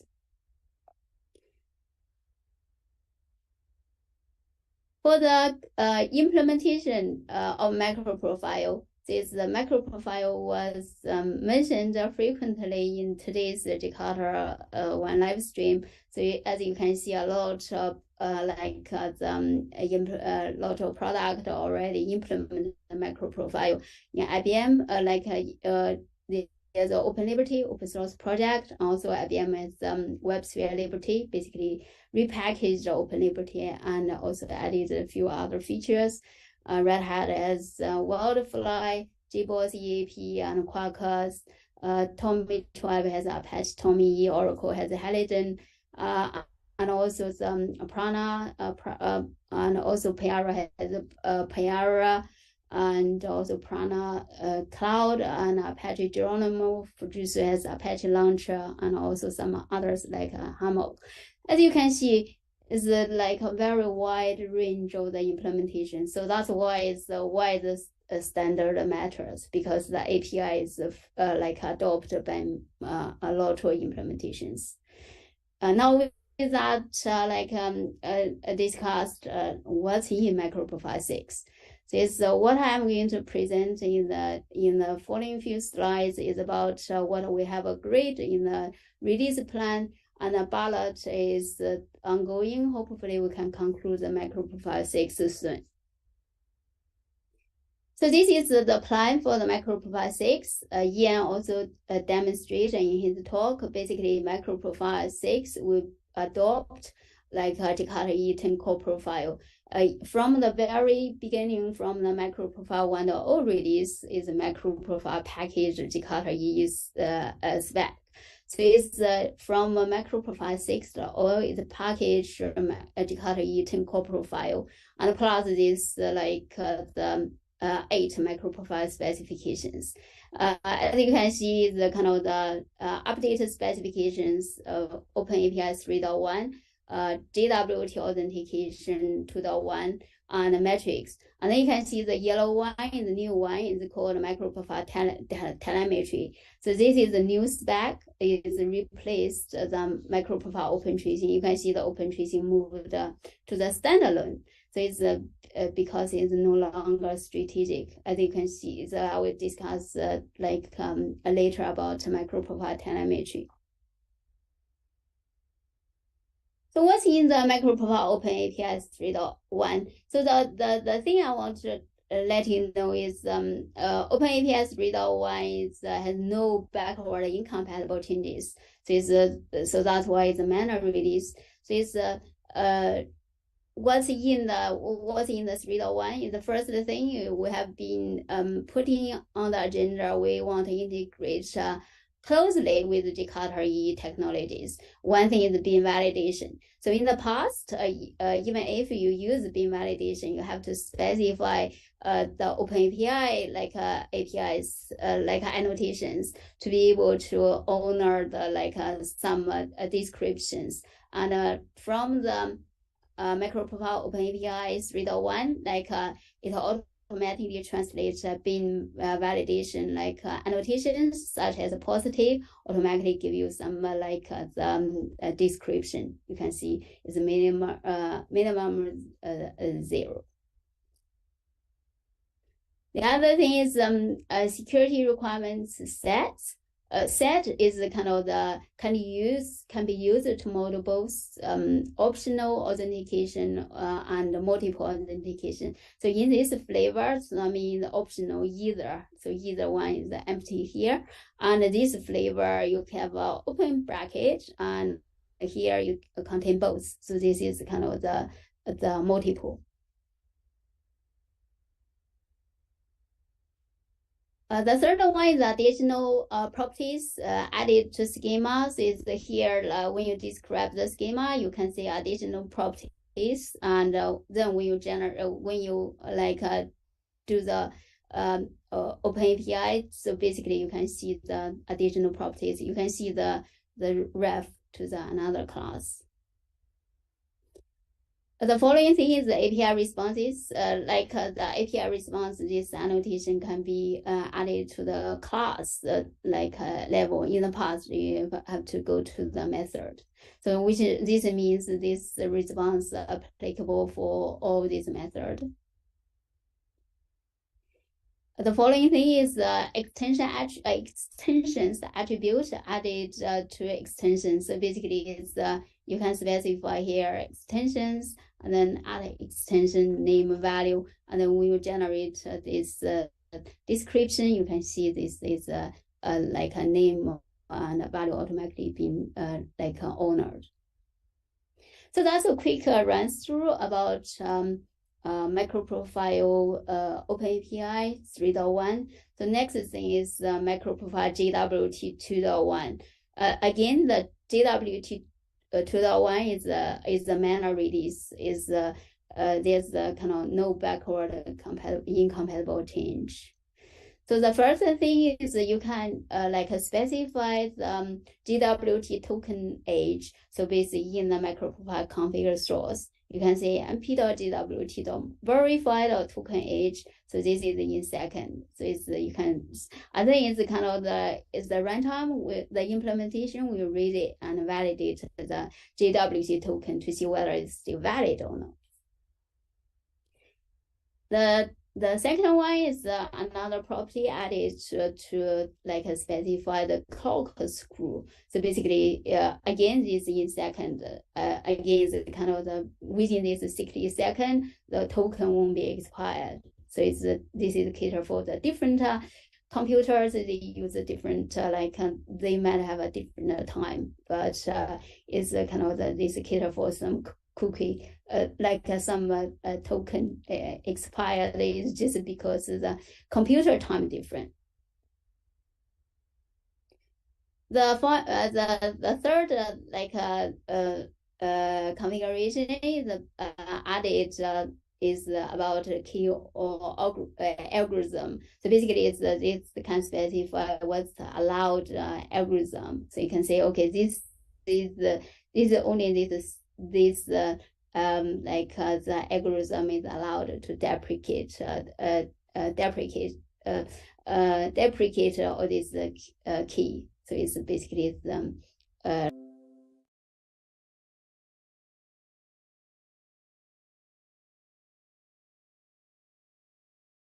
observation, all these kind of the survey and etc. Job wizard gradually kind of faded in the background, is no longer like a mainstream. it seems like micrometer is the kind of, as a library, picked up more kind of popularity, and also is a Spring also adopt like a micrometer. So there's a saying, why don't we just throw away microprofile metrics, adopt some third-party libraries? The reason is like there's some current microprofile customers, etc. They prefer like the simplicity of microprofile metrics. So that's why the microprofile metrics group continues trying to incorporate like some other more popular technologies such as micrometer, and also like still offer some APIs to the end users so that they do not need to learn the another library. So basically they can still rely on the microprofile metrics and use the like the APIs they understand or annotations. They don't need to have to plug in the extra libraries and understand all the how to use them. So this is the main purpose why the microprofile metrics is still evolving. So it's let me take you through and what's in microprofile metrics 5.0, and also I will do a demo as well. So in microprofile 5.0, it continue to provide microprofile metrics API. Again, if you know microprofile metrics, it added some like the annotations. Basically, you can directly use it, or you can use it programmatically. So there's some APIs as well. And then with that, your application is portable among the microprofile metrics implementations. The second one is now it supports multi-dimensional metrics. So this is kind of the good feature inspiration from Macrometer as well. So you can see here, like how did the customer scope was created, was supported. So you can see here, you can see, okay, the driver, and also you can see the scope. So this is the kind of the customer scope. You can provide your own scope, and then later on you can query that. The following one is basically is this is kind of in Adam Bin's session. He's very excited for this customer scope support. So from microprofile metrics 5.0, it offers customer scope. So basically, if you are the developer, you added your own scope, and then you can do a particular URL, can directly see I mean the metrics you added. So this is really neat. Finally, I mentioned earlier, microprofile metrics is kind of abstract, provide you a abstraction like the client-facing like interface. So basically, the behind the scene, the implementation, you can choose whatever like you like. You could choose the micrometer as an implementation, or you could choose like some other implementation, such as open telemetry metrics and etc. So let's have a look at the micrometer. Micrometer is developed by Spring. It provides a simple facade. So basically, a lot of monitoring system can plug in and provide the instrumentation. So it's more like SLF4G, and then it's kind of the instrumentation. They can plug in all the implementations and etc. And then you can stream out these metrics. So that's the micrometer. So the other technology is called open telemetry. Open telemetry is under CNCF. It's a spec. It's a language agnostic. So there's different flavors. There's Java. There's some other languages. I just mainly talk about Java. In the open telemetry Java project, it's kind of trying to implement the open telemetry specification. It offers a Java API. It offers SDK, and it has some instrumentation as well. And also tracing, it has a Java agent support. So it's the other thing I want to mention, open telemetry is trying to cover all the telemetry stack. So it's including metrics, logging, and tracing.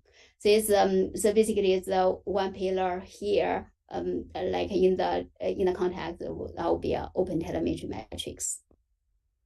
So you can use the open telemetry Java like the implementation trying to do the micro profile matrix 5.0. So in the micro profile 5.0, you continue to have the slash matrix endpoint. And the data is written from like a slash matrix call in the Prometheus 0.0.4 like the format. And then in implementation, you can also support open matrix format. So it's again, it's a slash matrix, give you all the metrics, all the register metrics. And then previously, you have a slash matrix slash base, give you the base metrics, or slash matrix slash vendor, give you the vendor matrix. Similarly, slash matrix slash application, so give you the application, give you the application matrix. Now the change is in order to support customer scope, it will be very difficult to use slash matrix slash something else. So with that, basically the team discussed among themselves and then eventually come up with this new format. It's slash matrix question mask scope equals. So scope equals base, give you base metrics and vendor and application, and also your customer scope. And you will get your customer scope, all these metrics. And then you can even go to more details. You can even just say, okay, what is the metric name? So you can do a question mask scope equals, and then name equals to get that particular metrics match this query.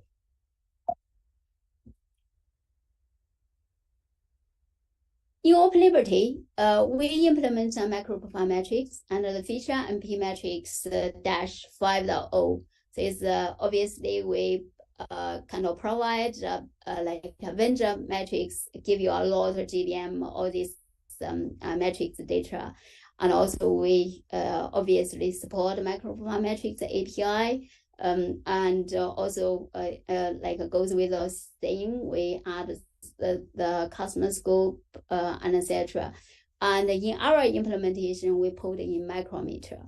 So it's with that it's easier. Like also you can expand it to plug in your own like monitoring system, like Autobox. You have Prometheus meter registry, and also you can plug in the Elastic meter registry, a New Relic, or Dynatrace meter registry, and etc. It's very kind of flexible, and it works with many kind of monitoring system. And so as you can see from the slide, the kind of the more than 30.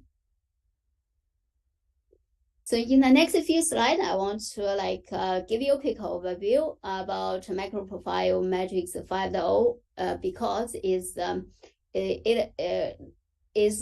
it has contained backward incompatible changes because it's previously based on Job Wizard. Now is allow micrometer to be able to implement it. So it's some APIs that has changed. As you can see, the red ones means this has been removed. Yellow marked yellow means modified, and blue means new. So from now on, simply timed and concurrent gauge or meter, this annotation has been removed, and their corresponding metric class has been removed. And a gauge and counter metric timer has been modified, yeah. So in the next slide, in this slide, as you can see, registry type being removed, but however, it added registry scope.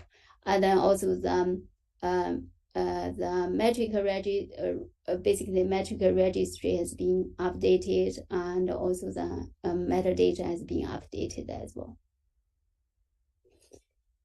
And the snapshot is updated, better suit micrometer model, and percentile value being created. So it's better to see all the percentile like a data point. So with that, I'm going to do a quick demo about micro profile metrics. So it's in my the VS Code, I have the micro profile metrics 5.0 feature enabled.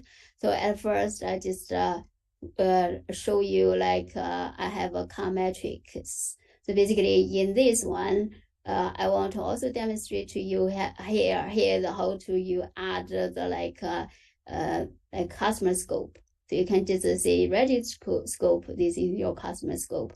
So you can inject a metric registry. So this is another thing I want to mention is as you can see here, in the background, the micrometer is working. However, I don't need to use any micrometer APIs directly. I don't have to registry a meter registry, create a global registry, and do my own a registration and etc. with a micrometer. So this is the implementation implementation of micro profile metrics.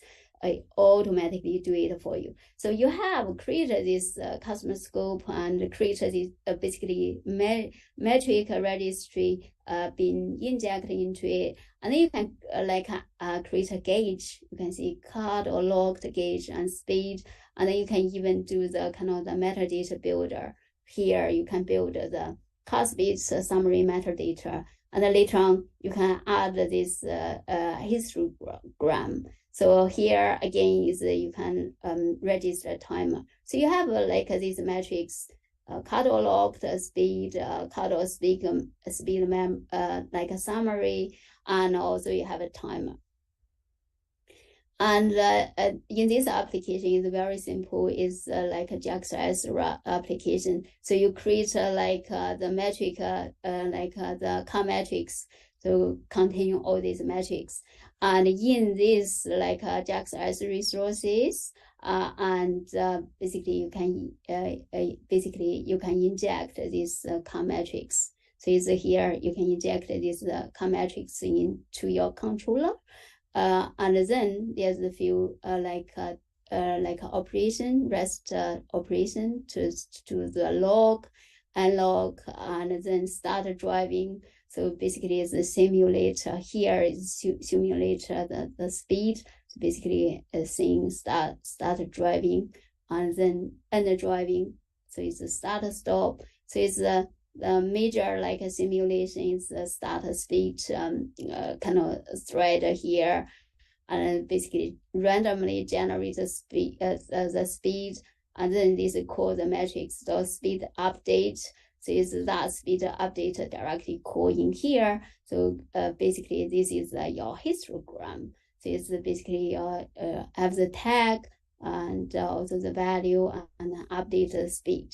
So it's I have this application running already. So it's so it's in here.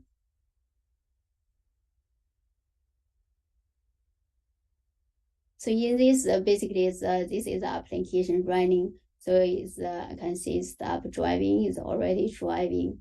So basically, if I directly go to the this the Grafana dashboard. So basically here is the car speed summary. So basically you can see all the percentile. Is it 50% or 75%? So give you all the status here. So this is the the also this car log is quite static. And also you can feed into your Prometheus the dashboard, and then you can query any particular metrics. And as I mentioned earlier, so it's you all the metrics is still under host metrics. So it's you can see here all of them are still under these micro profile metrics, and these metrics contain the base also the vendor and the application and customer scope among the application. As you can see here, like this is the like the particular matrix. I can see if I directly put in here, you can see the REST request scope. So you can see all the metrics with that automatically like listed. So here you can see the macro profile metrics, or some of them, they are the base. And also in the URL here, if I want to say, basically, I want to say like the base. So you can see all the base metrics is pretty much is provided provided is what's in the basically required by macro profile metrics. Each implementation must provide. So these vendor metrics, basically vendor has some choice which one they want provide. So this is the customer scope, so car scope. So you can see like this is like if you specify the car scope, you just get your this customer scope matrix. So now if someone like specify my matrix, so Emily matrix, I can just say Emily scope. I can just say Emily scope. So I know like this is a matrix I created. I can filter it through and etc.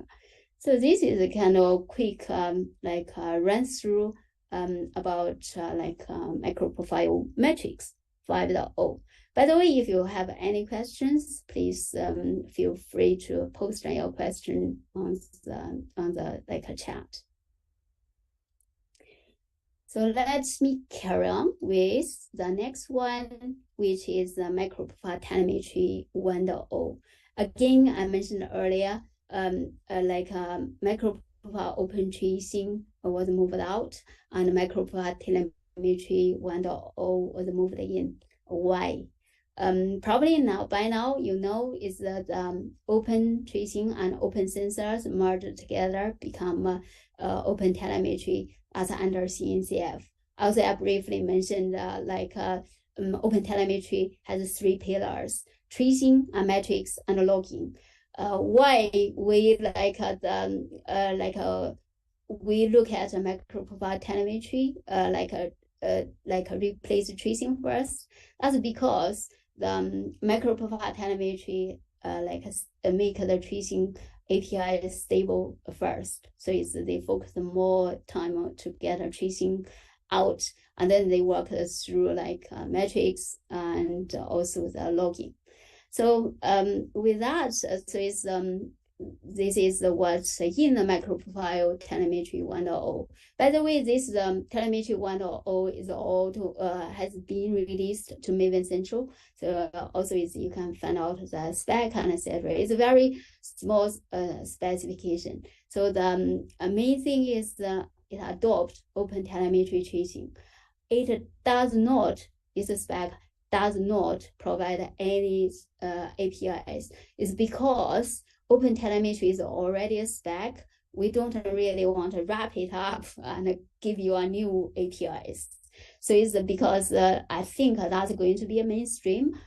People will be more familiar with open telemetry. So what we are trying to do with macro profile telemetry, we want to make the JakartaOne application developer, macro profile application developer to easily adopt open telemetry. So one thing is the open telemetry tracing is disabled by default. So you need to set up the property OTL STK disable equals false. Why? It's because it's we want you conscious, you want to turn the tracing on. So this is so easy. You just configure it, and then it's you are conscious. Yeah, I want to trace. It's no longer saying no matter what you want or not, you have the tracing. You have to use the tracing. So this is we want you to understand. So you can enable it, and by default, because unless you said so, we're not going to push you to the face. And it has three types of instrumentation: automatic instrumentation, manual instrumentation, and agent support. So for the automatic instrumentation, is if you have like a RESTful web services and also microprofile REST client, they are automatically traced. So it's all these methods are automatically traced. So you have a JAX like a get operation, put operation, etc. They're automatically traced.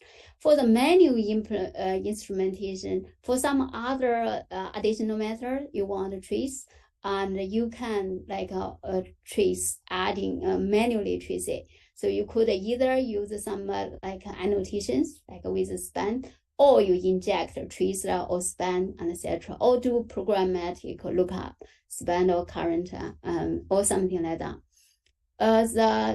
The agent instrumentation, you can use Open Telemetry Java agent to directly to gather telemetry data without any code modification. So basically, when you start your application, you just add the Java agent parameters, you get all of the trees. So I want to emphasize microprofile telemetry adopt Open Telemetry APIs. However, it's simplified. So basically, it's the integration with the Jakarta EE technologies. It provide CDI integration. So this is the main selling point. So this is a quick overview how it works. So you can see is basically if you put in the OpenShift environment, you have the RESTful web services, and then it's kind of they calling each other. However, all these trees will go to Open Telemetry Collector, and also by optionally they can go to the gateway Open Telemetry Collector, and then okay you can direct to Yaga or Zipkin or some other backend. So the microprofile telemetry, so is as you can see, you can use the annotation with span attribute, and you can inject Open Telemetry and trace and span and baggage and etc. And then for the exporter, you can support your a favorite exporter.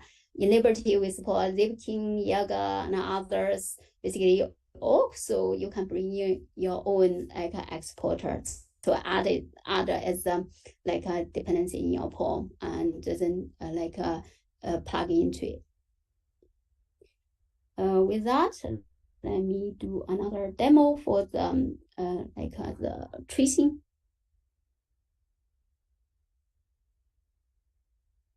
So in my this is the tracing aspect. So I have two the microservices. One is application, the other one is the inventory. One is the system, one is the inventory. Again, the surprise, they are still RESTful web services. And in the system is very simple. You can see here the application and also system resource. As you can see, this is just very simple get operation. So it will display the system get properties. So that's the endpoint, as you can see here, system and / properties. So let me quickly go to the here. So basically is in order to save time is automatically running. So here is a kind of, as you can see, this is on my system properties. And also I have a Yaga Yaga client running. So if I do a final trace, I only have one span because it's on his own. I did not call anything else. So it's as you can see here is a span. So this is one application, and it did not go anywhere. It's not very exciting. So next one is a inventory. So it's a inventory again is the JAX application. So you have application, and then you have some resources. You can see here the get operation can see systems and also host name, and then is we'll get property for host. It has a path prime, and then is we'll call the get. So this is the manager the get. So the manager is the inventory manager to inject into it. So this is the CDI bin application scoped inventory manager. It has like a few it has a few methods.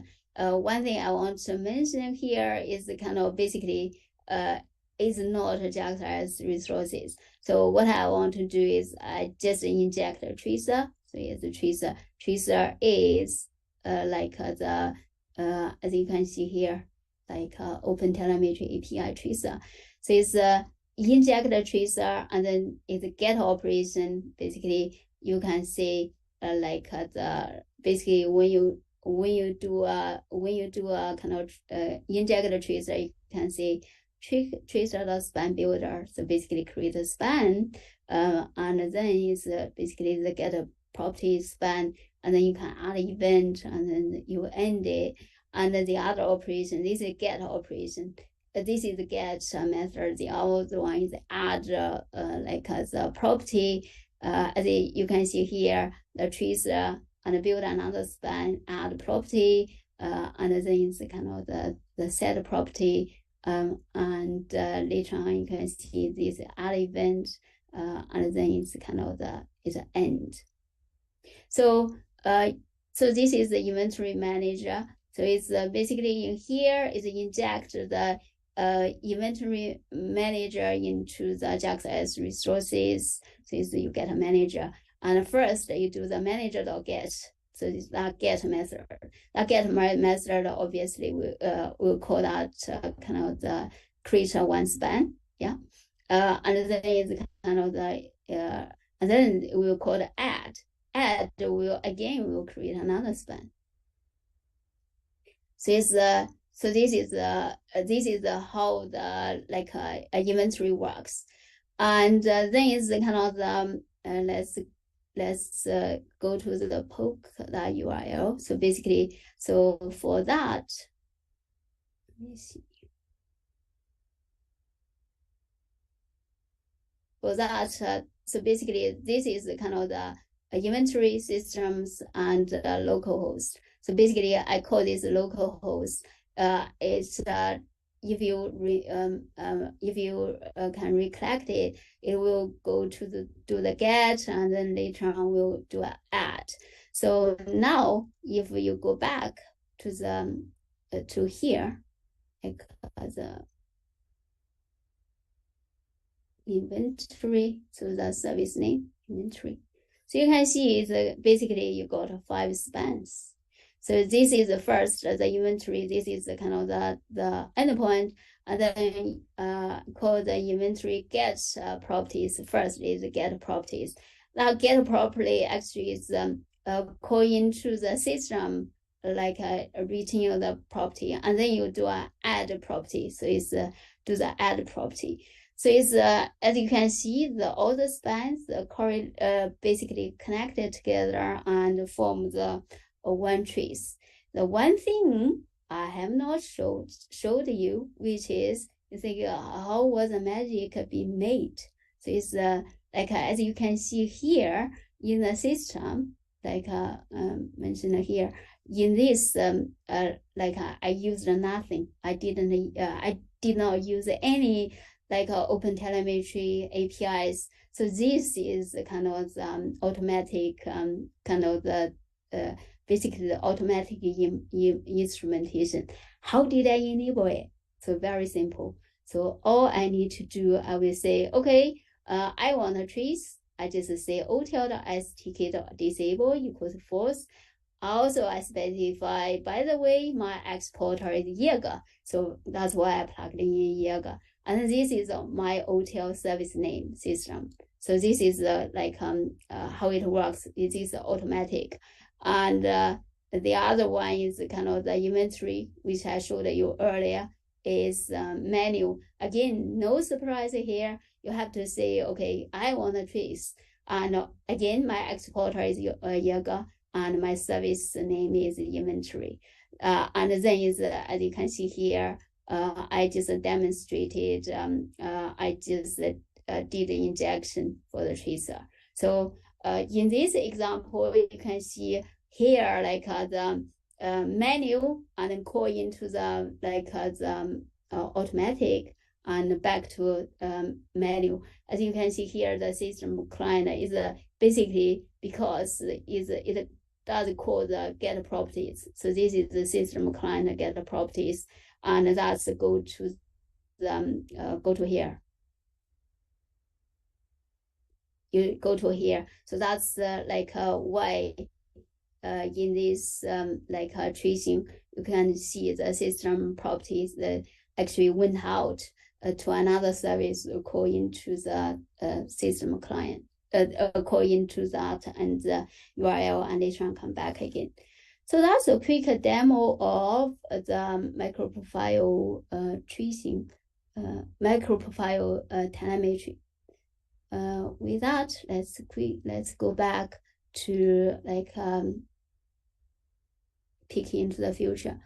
So if you want to try out the microprofile 6, the plan, and you can use the Open Liberty 22013-beta. And also we want to do more innovation. We want to add more new specs, and also innovate the existing specs.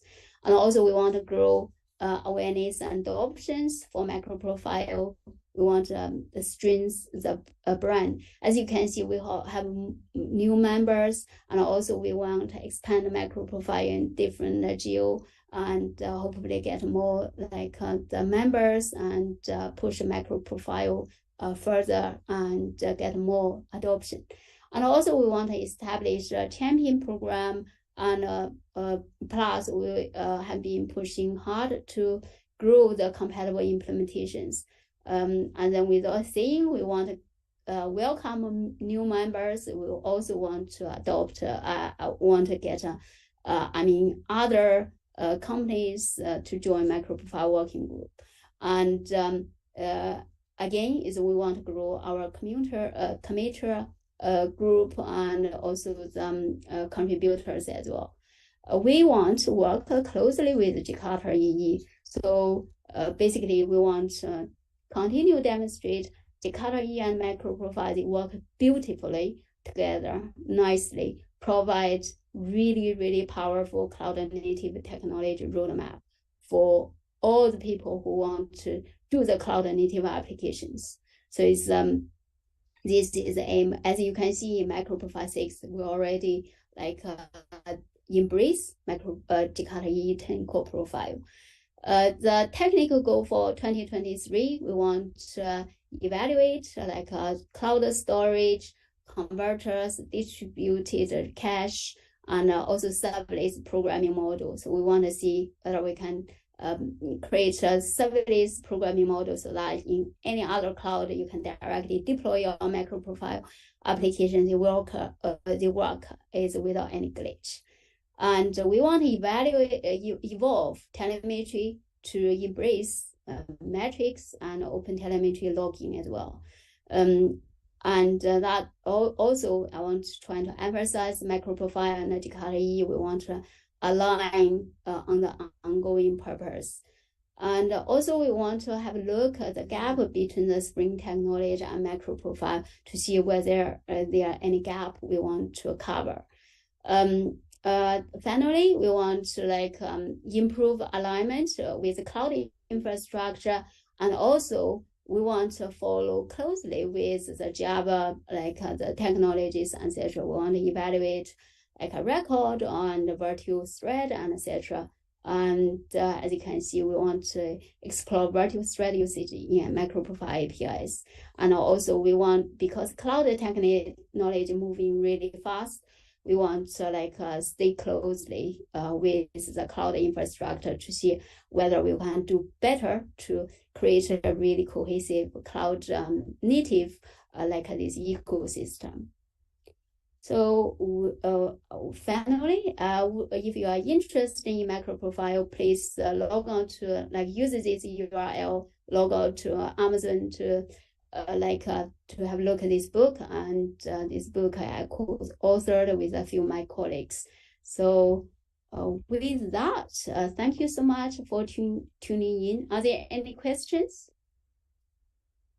No more questions yet, Emily. Okay, that's great. Okay, catch up with me via Twitter or Mastodon, and if you have questions, just feel free to get in touch. With that, thank you so much again. Thanks so much, Emily. That was great. Thank you.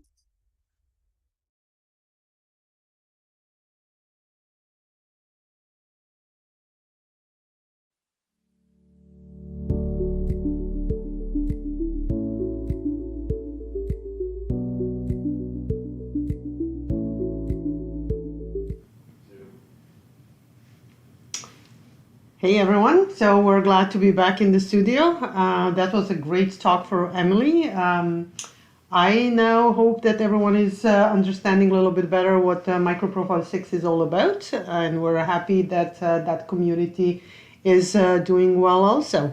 So, yeah, it's been a long day so far. It's been a long day. And we've been sitting here with our nice Jakarta coffee cups here, and they've been filled with coffee every studio session. So I'm up to here with caffeine right now. So luckily I've switched to tea. So I'm taking a little good for bit. all of us here that Ivar is switching to tea. Yeah, I've been climbing the walls between the sessions. So now that we talked about 10 and we talked about what's going on in the community and what our expectations for the community going forward are, and we're still expecting to hear from you in terms of feedback on what is preventing you exactly from jumping in and working in Jakarta open source.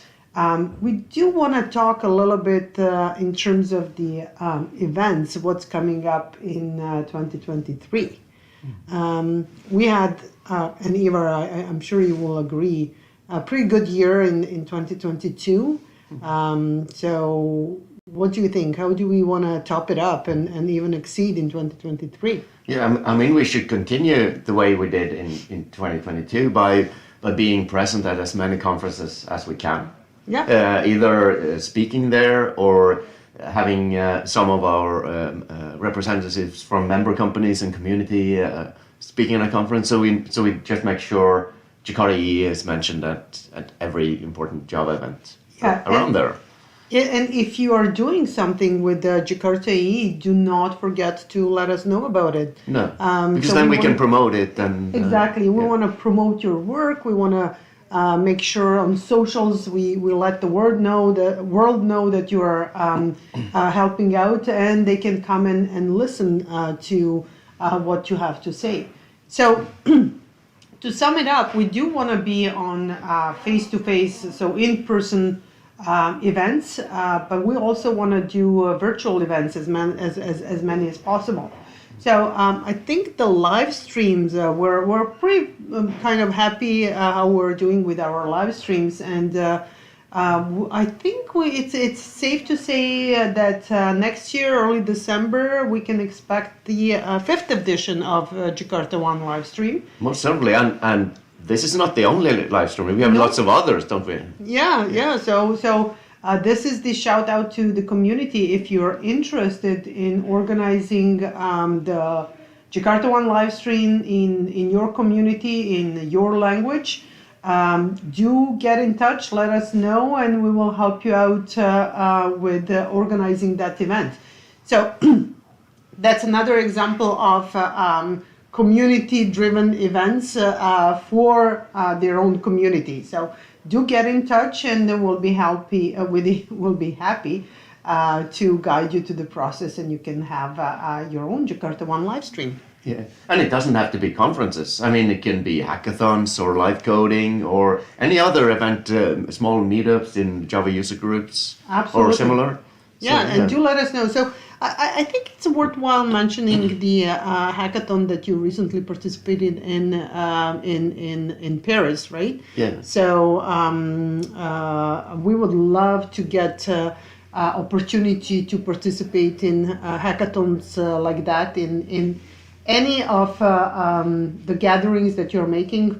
Let's not forget the jugs all over the world, and give you opportunity to actually get involved, find out how you can actually participate, and do some coding with the guidance, and hopefully we get you involved in Jakarta that way. And we should maybe explain a little bit what you mean about these, how they usually go. And it's actually two we did this year. We were at JakartaOne as well, part of the community exhibition area there, where we had a hacker garden, which is called there. And the event in Paris was it's called Hack Commit Push. It's an event where the goal is that to have someone new commit something to an open source project. So you kind of guide them through the hoops and bumps of becoming a committer eventually.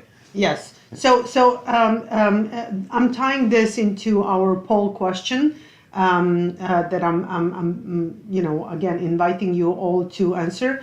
If you're not sure exactly how to participate, if there is a hackathon organized and you're interested in participating into implementation project, which is usually something that we do at hackathons, it would be a great opportunity for you to, with some guidance, start working on submitting issues and actually changing that through the next level and to the PRs and eventually committing the issue.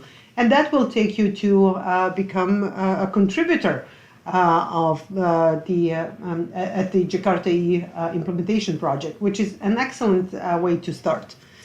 So I think that would be the focus for the next year. But we have other things as well. But yes, go ahead. Yeah. So we are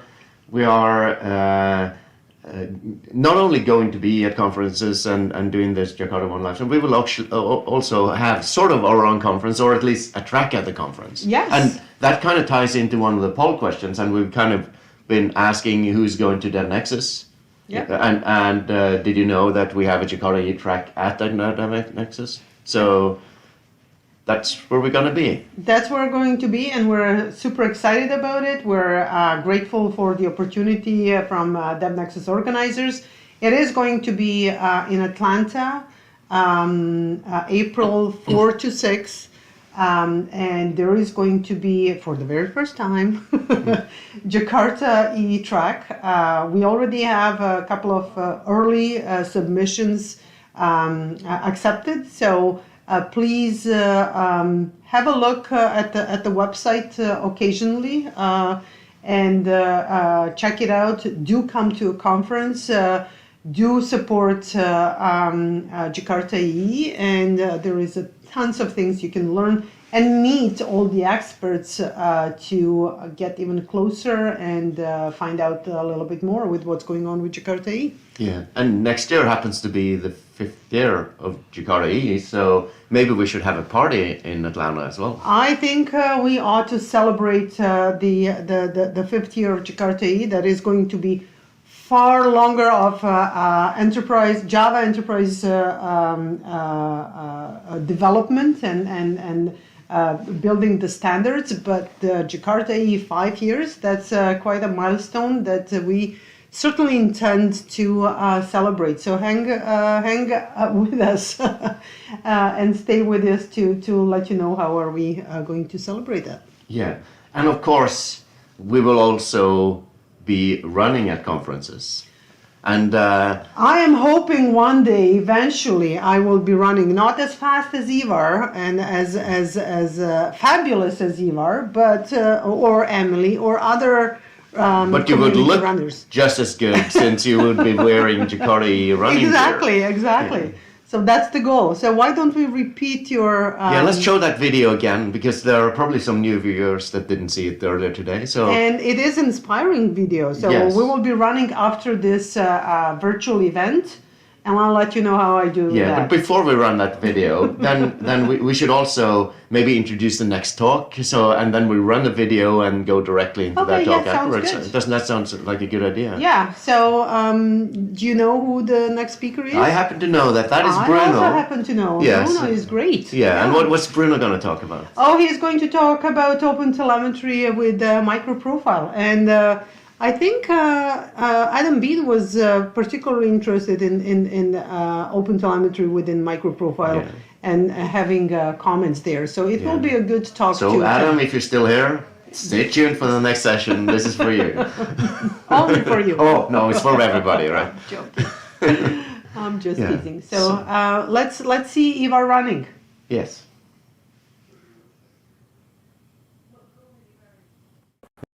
Yeah, alkas vaan.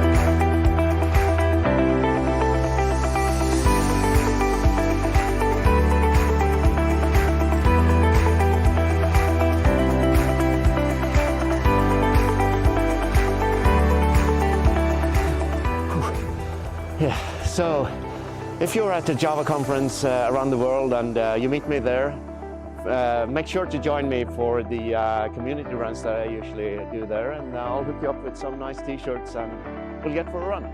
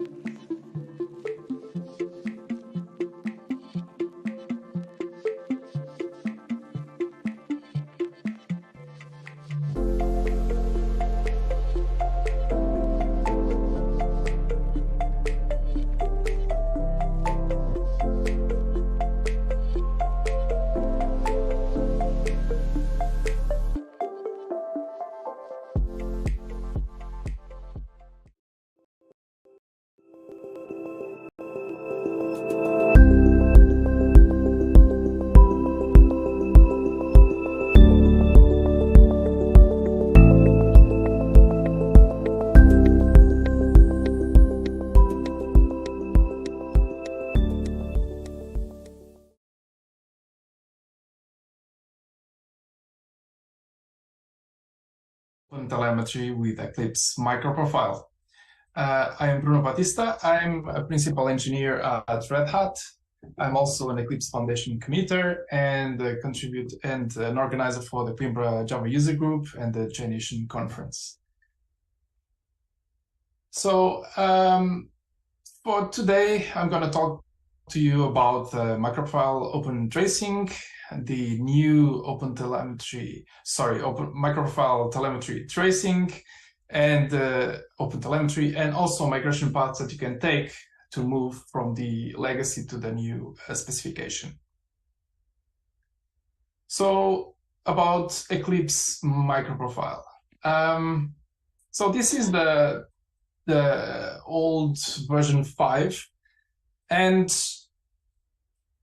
when about two years ago, back in time, I was in a different company, And we were developing a large monitoring system with microfile open tracing to monitor jobs that would send messages and try to understand where the jobs would fail and why in an efficient way. And by then, we had a lot of infrastructure in place, but everything was based on top of open tracing. And open tracing is dead now, and was already dead 2 years ago. So I got a bit concerned because we were stuck with that technology. And 2 years after, here we are with a new specification. So a lot of people contributed to it, and it's great. And but the decision for the new specification had some constraints. So we wanted to minimize the compatibility difference best. We wanted to maximize the compatibility with the legacy open tracing. We didn't want to create yet another API. I wanted portability, vendor agnostic, to be open source, and that had wide adoption. So that led us to OpenTelemetry. This is a CNCF, Cloud Native Computing Foundation project, and was born from the merge of two different communities, the Open Tracing, also from the CNCF, and Open Census from Google Open Source. This was the reason why Open Tracing was abandoned, because OpenTelemetry started to be developed. Currently, it supports 4 different signals, and we call signals to these observability pillars like traces, metrics, logs, baggage, and there are discussions for a lot more signals like profiling, and some others are being discussed for the future. In terms of contributions, there are very big organizations behind it, including Red Hat, and the adoption is quite large already. This is the second most active CNCF project, just behind Kubernetes. And in terms of observability projects, it's second only behind Prometheus. And it's supported in many, many languages. This is not just a Java project. It's supported on C++, .NET, Rust, Ruby, Python, many, many different projects, which is very important for large microservice organizations. Some of these organizations can have up to hundreds of microservices developed in many different languages. And it has a lot of value to actually be able to have the same semantics, the same protocols on all the microservice with all these different languages. So the requirements were met, and OpenTelemetry tracing met them. So we started, adopting this new specification. So about OpenTelemetry in more details. It's a set of software and tools, define specifications, protocols, formats, APIs, libraries. It's client-side only. It does not specify how the data should be ingested, or it's not an observability backend like Jaeger, and it doesn't care about how the storage is performed, unlike Prometheus. There are a few main projects. So the main project is undoubtedly the OpenTelemetry specification, where the APIs for the different signals are defined, how to build an SDK, all the semantic conventions, and the OTLP OpenTelemetry protocol to send data across the wire. And with this, you can create implementations of OpenTelemetry in different programming languages. So the Java implementation projects we have several. The OpenTelemetry Java, which implements in Java the OpenTelemetry API for the different traces, metrics, logs, and so on. The SDK, some extensions like how to configure the SDK, and also the Open Tracing shim. This we are going to talk later about it because it provides a compatibility layer for the legacy Open Tracing code. Also, the OpenTelemetry Java instrumentation, which in Java, this is a particular case because it was created an instrumentation API that is used both by the agent that you can instrument your services. When you start a service with the Java Manager, you can use this agent to instrument it. But you can also use this API to manually instrument libraries and get the data out of it without the need of the agent. There are other projects like Contrib for more experimental code and also documentation. Then there is the OpenTelemetry collector, which is a reference implementation, and it's actually implemented in Go. So how all this relates? So the Java application libraries, we collect the data using the Java instrumentation API that then sends it to the OpenTelemetry SDK, and then it takes care of sending it to the collector. The collector is able to process this data and export it also using the OTLP protocol, but also there can be exporters in many other protocols for vendors that don't support the standard. And the OTLP protocol is based on gRPC and uses binary protobuf encoding. And there's plans to support JSON over HTTP in the future.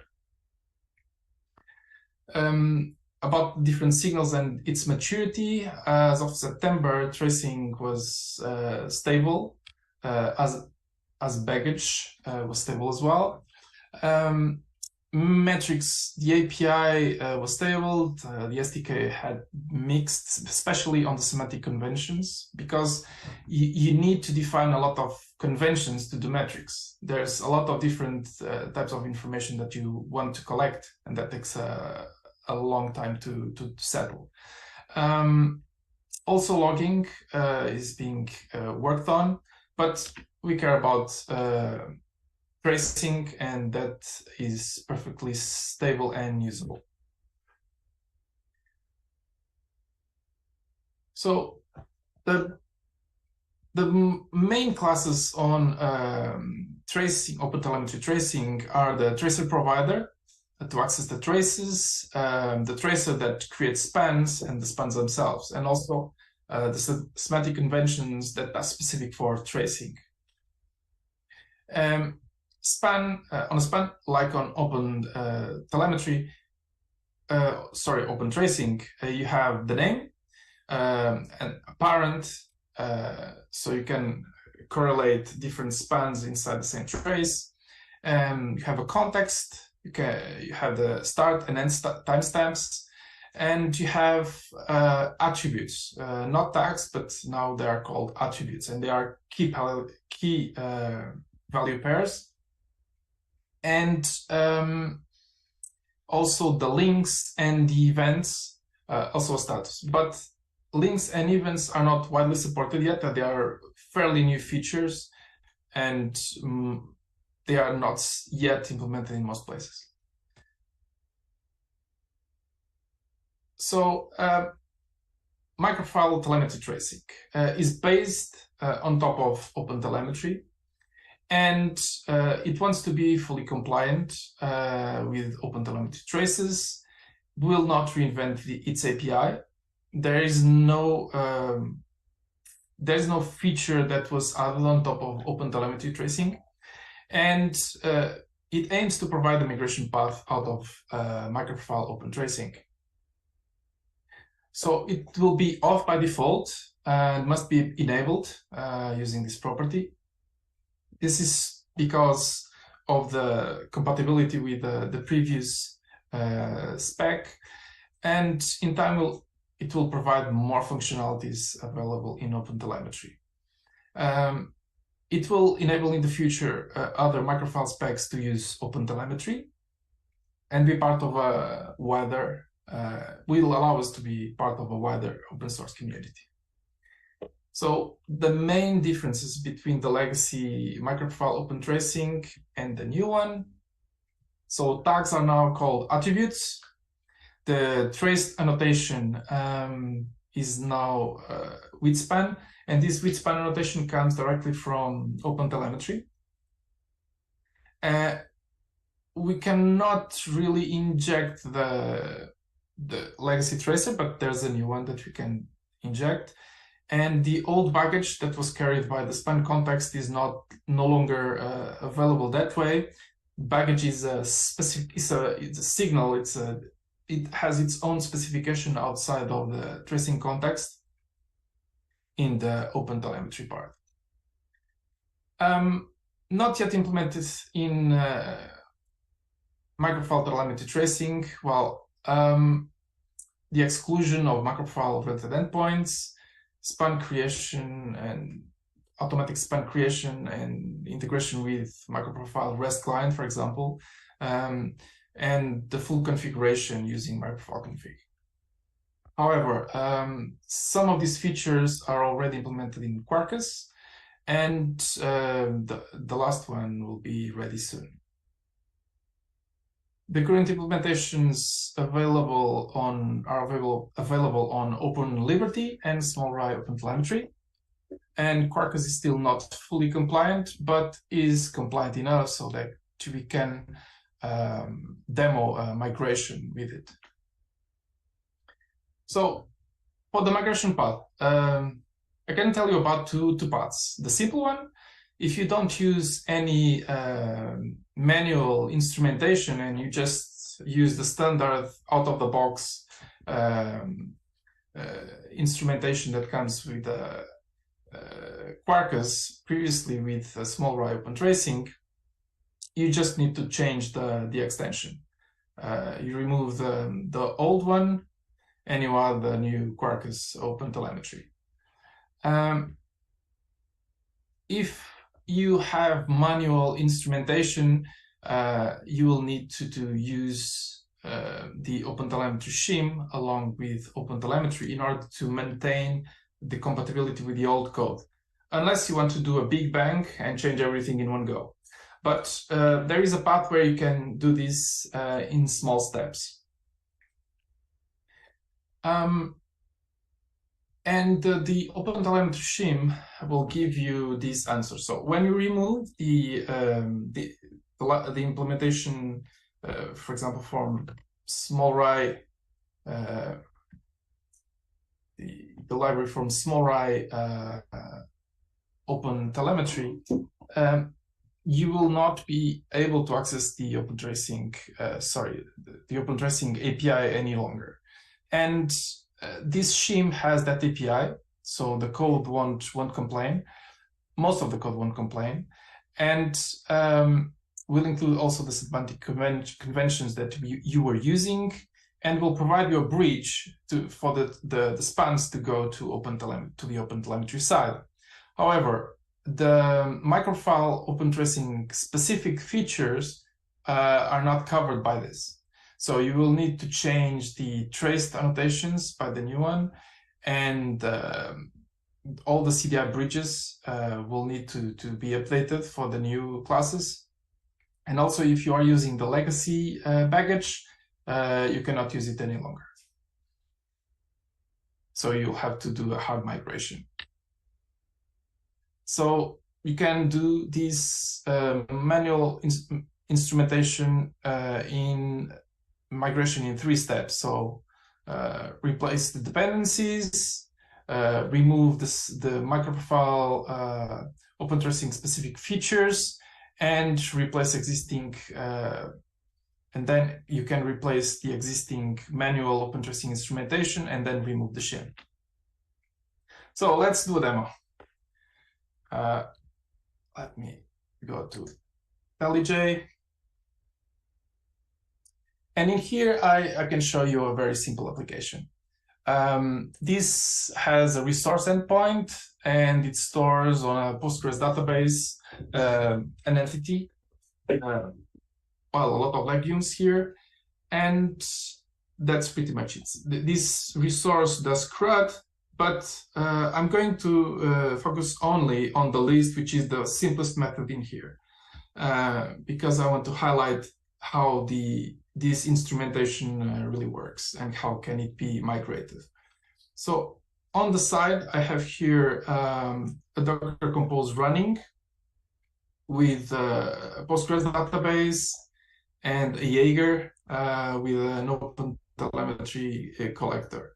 The latest Jaeger actually includes the OpenTelemetry collector, but I have some custom configurations and I actually have it here separated in this example.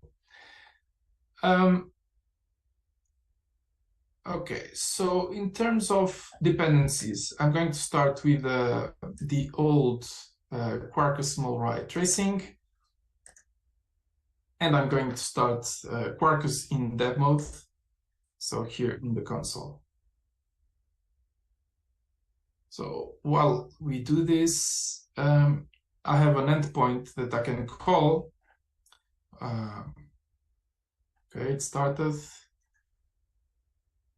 And it just loads legumes. There's nothing on the database, but we don't care what it returns. We are mainly interested in the traces. So let's double check the time. The local time here is 7 p.m., 17 minutes. So this trace is okay. So this is using the legacy open tracing. It's fine. And if we don't use any other instrumentation, we just need to change the dependency one for the other one. And once this reloads, and we ask for it again,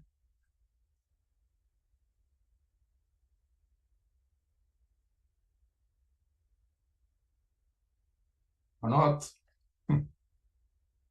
should be there. Okay.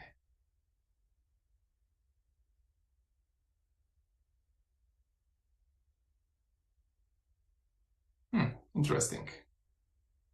Okay. Joys of live demos.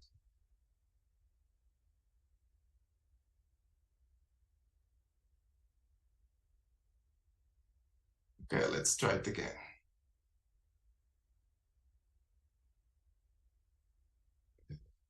Burned. Something else must be happening here. Okay. Let's stop the stack here.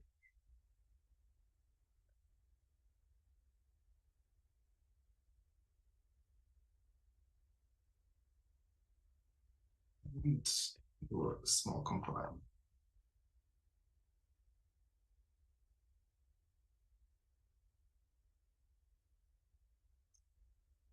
While we wait, I don't know if we have any questions until now.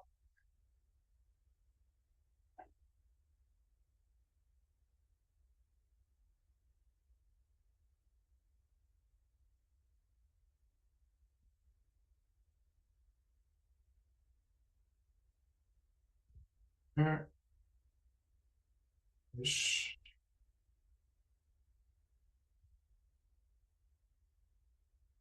Oh, we have legumes now.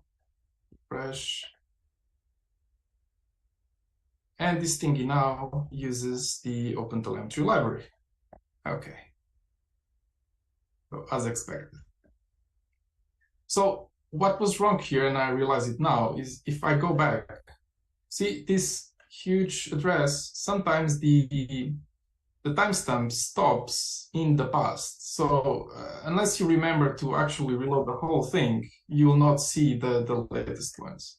And sometimes, well, you have to remember that. Okay, so let's put things as they were before. And let's instrument this method. I have it here prepared, so it's easier and we don't lose as much time with the legacy API. So what I'm doing here is injecting a legacy tracer, and I'm using the old traced annotation from microprofile open tracing, and I get the tracer, I get the active span, which at this point will be this one, and I'm setting an additional tag on it, which is the legume resource, the name of the class. Also, I create yet another span with this tracer.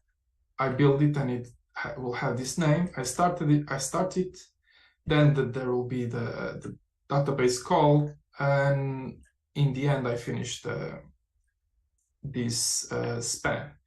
So overall, I'm going to get 3 spans, 3. So the one that comes from the instrumented JakartaOne endpoint, one that comes from the tracer method here on the list, and the third one from this span here. So let's refresh this. Okay, it should be okay. Let's do the same thing.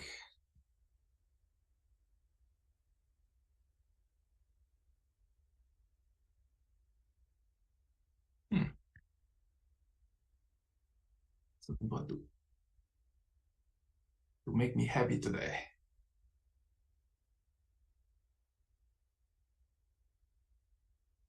Oh, there's an error. Oh, there's something using that port. What will be? Okay. Something got stuck here. So GPS minus ML will give you the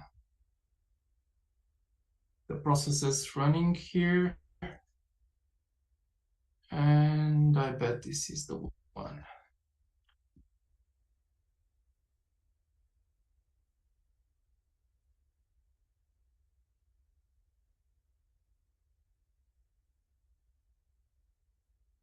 Hope so. Let's kill this one as well.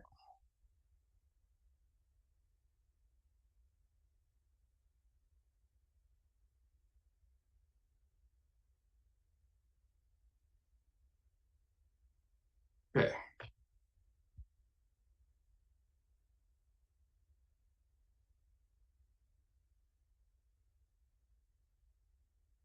And let's see what happens now.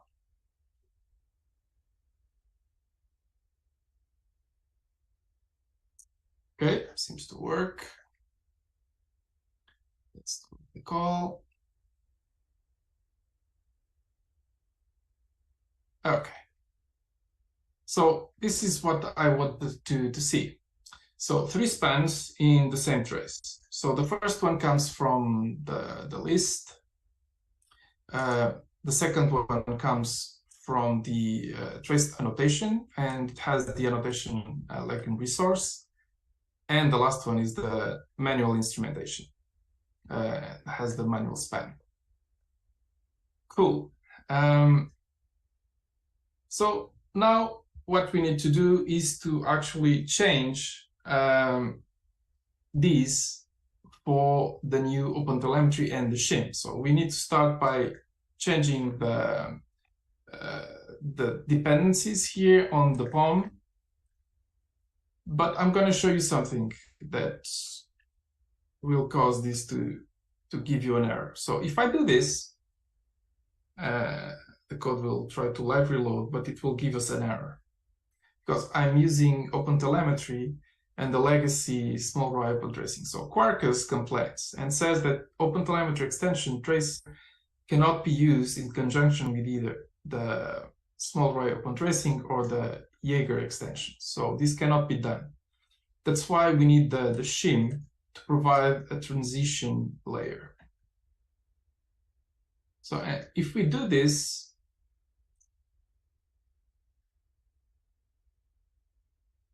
we reload here the code, and we go to our resource, and we wait for IntelliJ to reload. We will see that we have an error here on the trace because it doesn't come from the Open Tracing original API. It's something that we added on microprofile, so it's not part of the shim. But everything else, the Open Tracing API is part of the shim, so it doesn't give you an error. Another thing that will not work is this injection, because the new extension doesn't inject anything here. So this is, we can remove this one, and also its dependency here. And we can switch this for the new with span annotation. So OpenTelemetry instrumentation annotations with span, and we can say that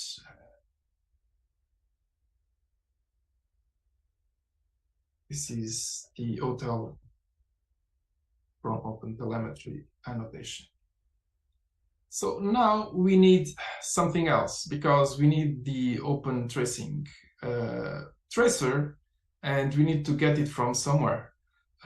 So the good part is that we have a compatibility layer, an utility class, which is trace. Yeah.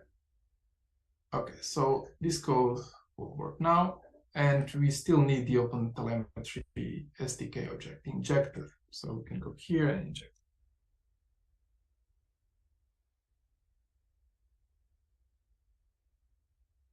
So the OpenTelemetry from the OpenTelemetry API.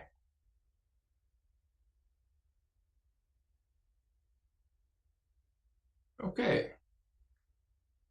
So this will create an additional span when we call this method using an interceptor that we implemented around that annotation. And it will add to this span this tag. But this is the hybrid, because it will be an OpenTelemetry span in there, but it will have an attribute with these values. And it will have an actual Open Tracing, OpenTelemetry span, an additional one, but created by the shim using the legacy API. So let's see how it goes, and if it doesn't fail this time. Okay, we need to go back. We need to find again. And time looks right. And so OpenTelemetry, this was created by the OpenTelemetry instrumentation in Java for Quarkus. We have the hotel annotation that we were using. All good. And the last span is also using OpenTelemetry, but created from the Open Tracing shim. Okay. So Bruno, we actually have a question for you. Okay. So shouldn't one always put programmatic spans in a try/finally block? Yes, you should. And that's what I'm going to do now. Because if this fails, this will never be executed. So let's go and remove the shim altogether.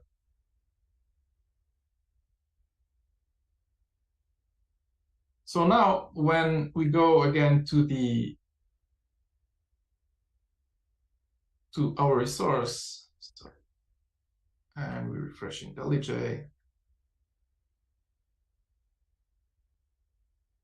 Nothing from the legacy API will be available.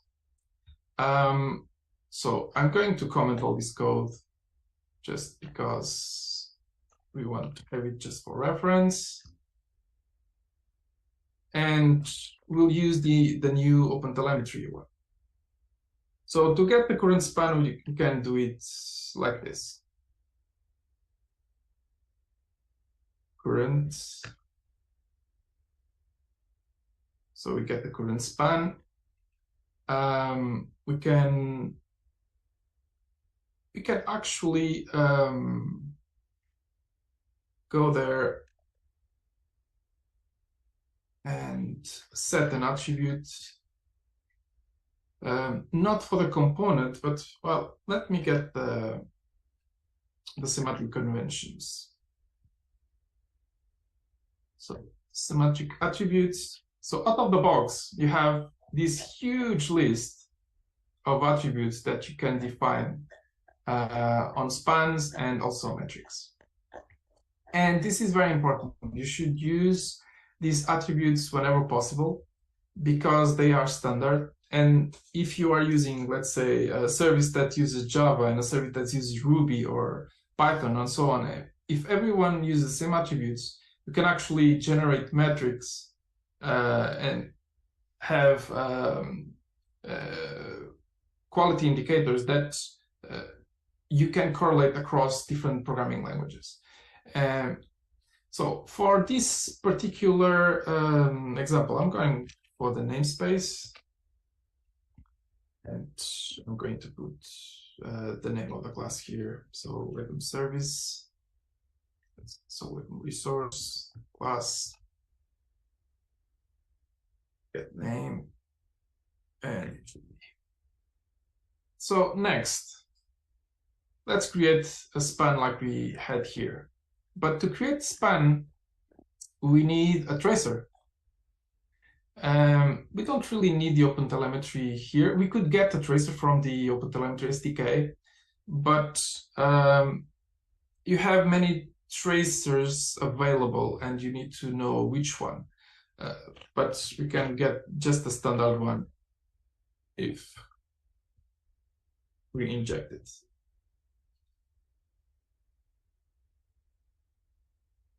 So there won't be any other traces here from the legacy API, just a new one.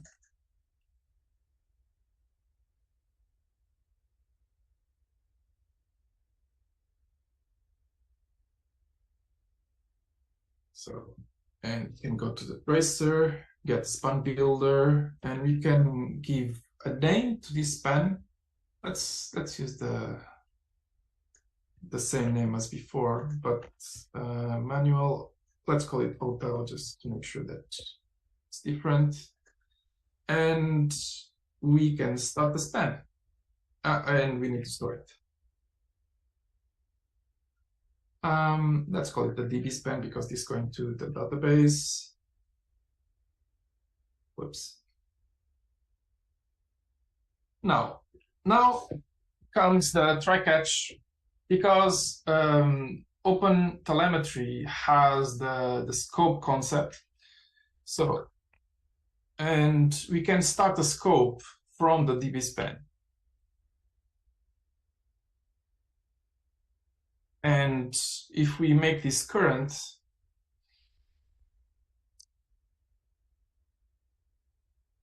this will get us a scope that we can use.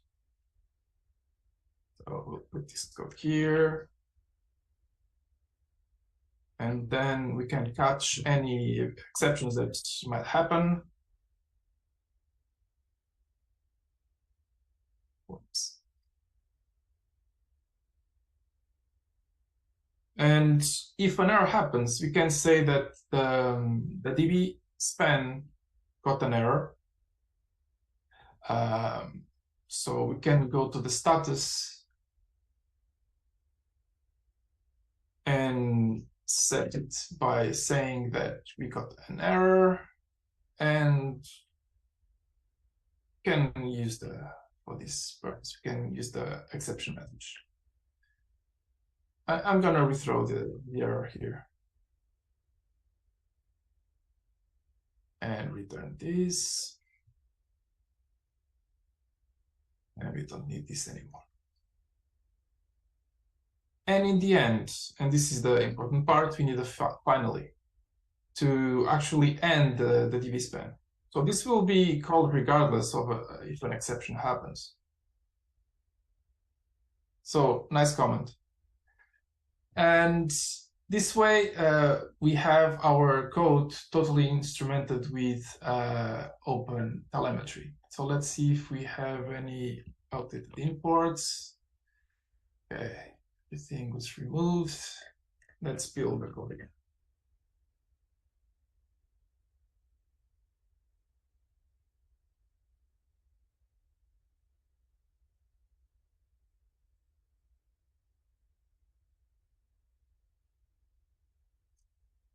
Okay, Carcass has started. I just refresh this thingy. And let's see if we get another 3. So let me check the time. 37 sounds good. So we have now this automatic instrumentation. Yeah, I know. We have a bug here that we need to correct because we need more information about which route on the HTTP endpoint we took. Still have the target here. But as you can see, there are many more things that we are setting now. And the instrumentation from the with span, we have the full qualified name of the class now. And the manual instrumentation that we created now uses OpenTelemetry without the shim. So this is pretty much how you, in multiple steps, you can migrate from open tracing to OpenTelemetry. And sometimes if you are just using the annotations, probably you can do it on Big Bang. But if you have lots of code with this manual instrumentation, it kind of makes sense to probably use the shim and make it in a phased way. Okay, so let's go here to the presentation again. So I want to thank especially to Emily Young. Without her, this specification wouldn't ever get out. So I want to also thank Yasmin, Omer Rudy, and Roberto Cortez, Felix Wong, Andrew Rose, Dimitri Alexandrov, and Jan Westerkamp.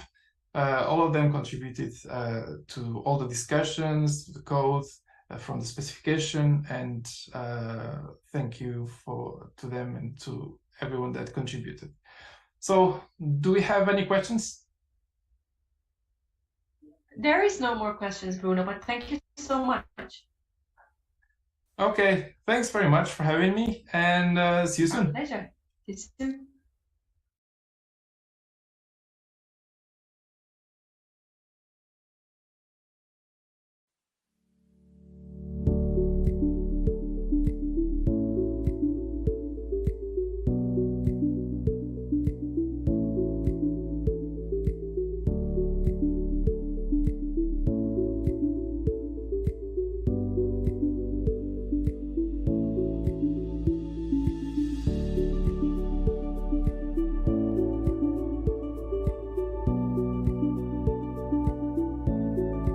Yeah, we'll cue you in for it in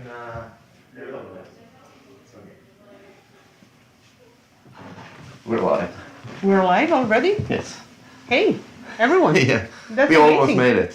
We almost made it on time. So that was a good thing that we heard from Bruno, right? Yeah. So now everyone knows what OpenTelemetry was all about, and we can move and see what's coming ahead of us.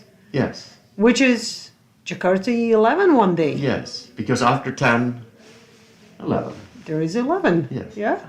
And I don't know, what can we expect, or what can community expect? Or let's start with where can I find information, or where can I get involved, and where can I kind of participate? Oh yeah. Yes. Because why? Because 11 depends on you guys. Yes. It's not what we want, it's what community wants from 11. Yes. And one of the opportunities is to, if you have the time for it, at every Tuesday at 11 o'clock Eastern time, we have the platform call. And the platform call is open for everybody to participate. It's listed on the Jakarta E Specifications community calendar. That's where we kind of discuss the day-to-day or week-to-week things with the Jakarta E platform. And then, you want to say about the monthly call? Yes, and in addition to this, we started last month with a monthly Jakarta E platform architecture call.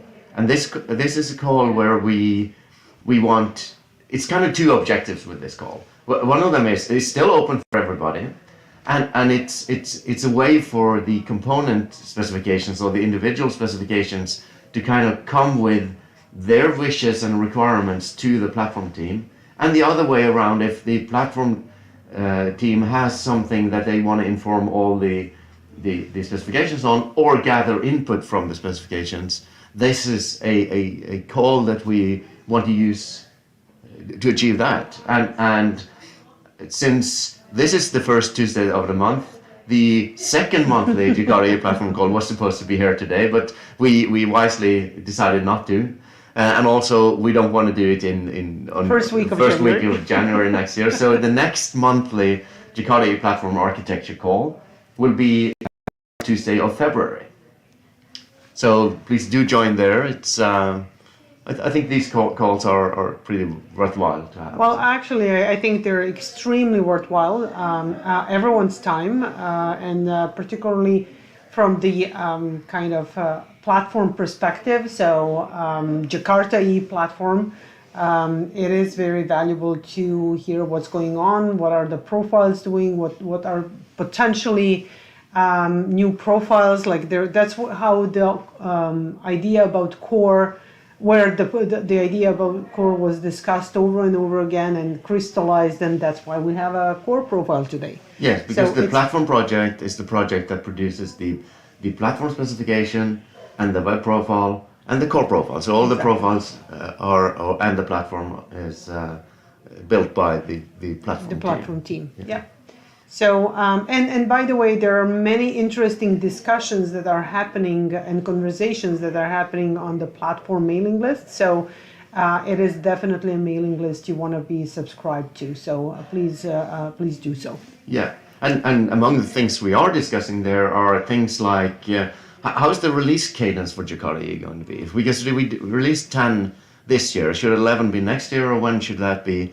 So that is kind of one thing we're discussing, and we very quickly come into it has to be some alignment with the Java SE releases or LTS releases. So there will probably be some sort of we're catching up a little bit now, but after a while we will probably be some sort of alignment with the Java SE LTR.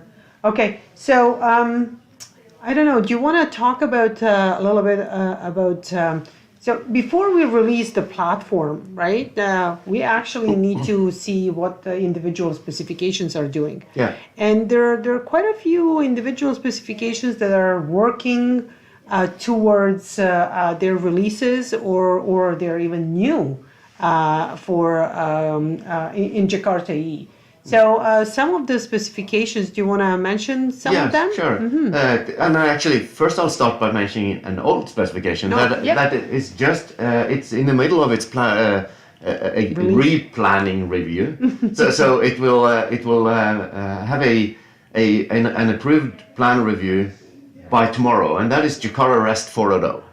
And they are doing a lot of CDI alignment and a lot of cool stuff. So you should check out on their specification page and see the stuff they are planning to do for Jakarta REST 4.0.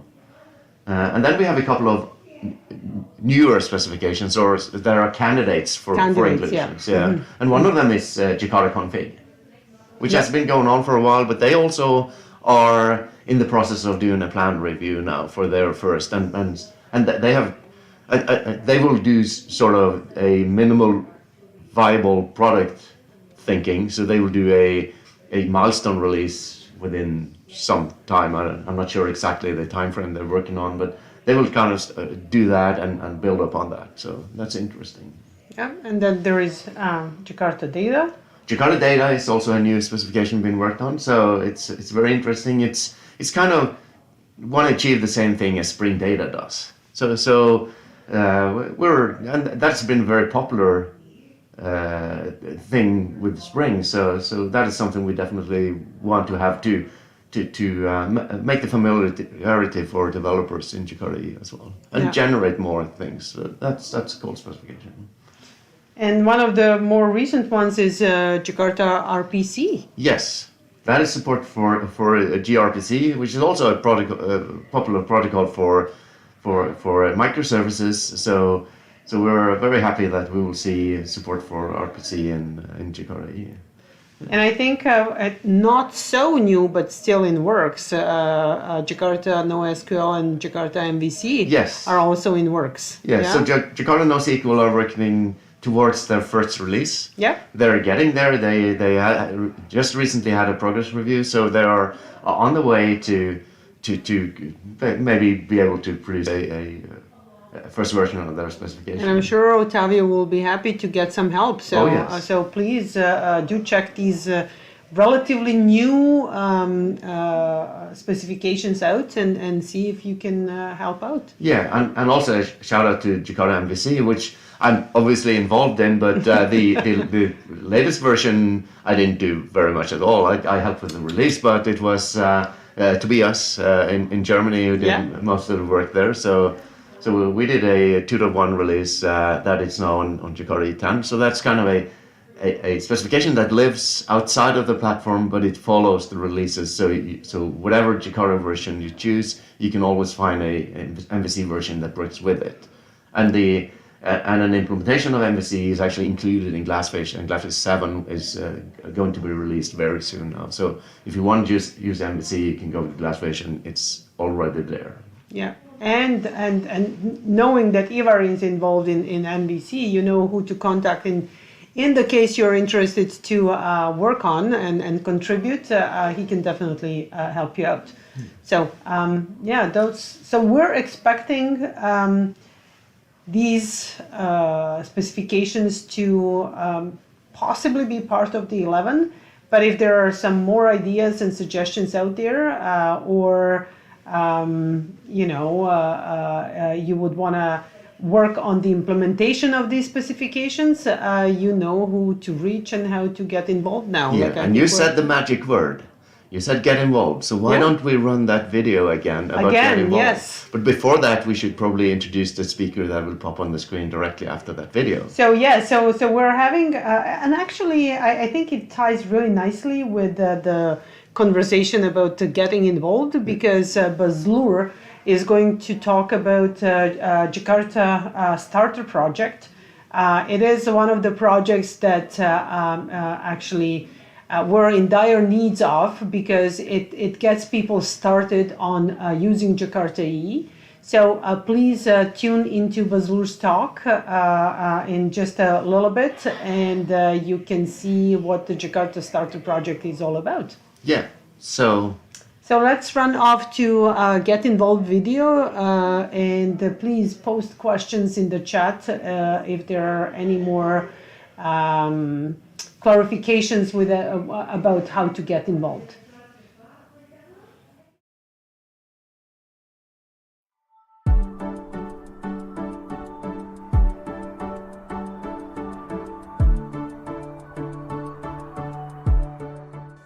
Mostly the community around it.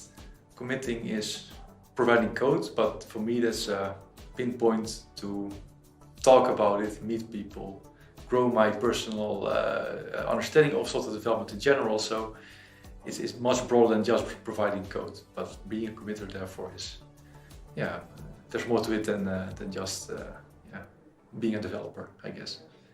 This is a technology that really means a lot to me, which is why I've been involved for 10 or 15 years with it. For me, this is a foundational technology that really helps make Java what it is. Without it, the entire Java ecosystem wouldn't be as vibrant and as strong. So really, I consider it a very much a privilege, in terms of being involved in this community and being able to commit to this technology. Now, what do I enjoy the most? Obviously, it's the sense of purpose of why I'm doing it. But other than that, actually, I've been in a number of different communities over the years, different open source communities and open standards communities. The Jakarta community actually is significantly more open and more professional and more cordial. And I think that really has a lot to do with how the Eclipse Foundation runs it, as well as the core committers that started it. So all in all, I think if you're a professional developer and you're looking for sort of a nice, cordial place to contribute, I think JakartaOne is a really good place for that. It's my job, is it? But seriously, being a committer is kind of contributing a little bit of yourself to the Java community, and which is great. So it has a feeling of doing kind of a good thing for free for other people. It's an interesting question, because I think it's the feeling of community is probably one of the first things that come to mind. And then you have things like ability to actually contribute. I mean, we've all used this libraries, things that we've used in our hobby project, work, you name it. But now you get to contribute and bring something back to the community and to the libraries that you've been using. So being a committer is great, because I think it's also can help others trying to get contribute in the community, and also contribute knowledge in the project, and keep on moving toward the right direction.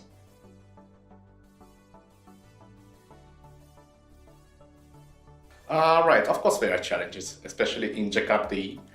Releasing Jakarta, it's already a challenge.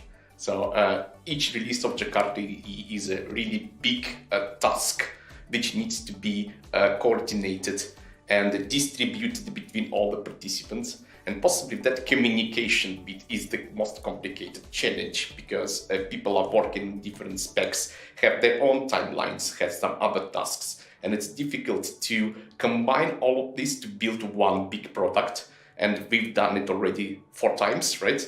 So I think we're successful here. Another challenge I can say is, for instance, people are splitting TCK project into moving some bits related to specifications into specification itself. So there is no complexity. People don't need to know about the complexity of a whole TCK project. They need to know only about TCKs of some particular specs. It was a challenging task, but interesting. I think the biggest challenge is time. So finding time to do that. I think it's kind of difficult to find time when you're doing everything else, and to find motivation and energy and everything. But when you actually get to do that and you get all this kind of good feedback back, then you realize that it was actually worth it. JakartaOne as a technology has its own unique challenges. It's not a new technology, it's been around for a very long time. With all technologies of this age, there is baggage, right? So there is a perception problem that we need to solve for JakartaOne in particular, really underscoring how important this technology actually is, even if you're not using an app server. Ultimately, you are dependent on some of these technologies. And of course, there's offshoots of that, right? So again, when you have a technology this mature, it's always a challenge to keep the core stakeholders interested, keep them profitable, making it meaningful to them, as well as making it meaningful to basically the millions of Java developers out there. So those are the primary challenges of JakartaOne. It's really more about keeping a really old, but also a very important technology set alive and vibrant, hopefully for another 10 or 20 years. Well, to really find my angle in the big technologies that there are so many other people that have at least as much experience as I have. I have like 15 years of experience, but there are people way more experienced. They know still a lot more than I do. So sometimes I feel, shouldn't I already know this, or shouldn't I already understand that? But I don't think I can understand everything. So yeah, finding the places that I want to contribute that are unknown to me is for me the hardest part. So I don't think there's a lot kind of challenges being as a committer. So basically, I think is being the committer is a great, like basically you can like merge some other people's pull requests, or feel like help others to get involved, become a committer.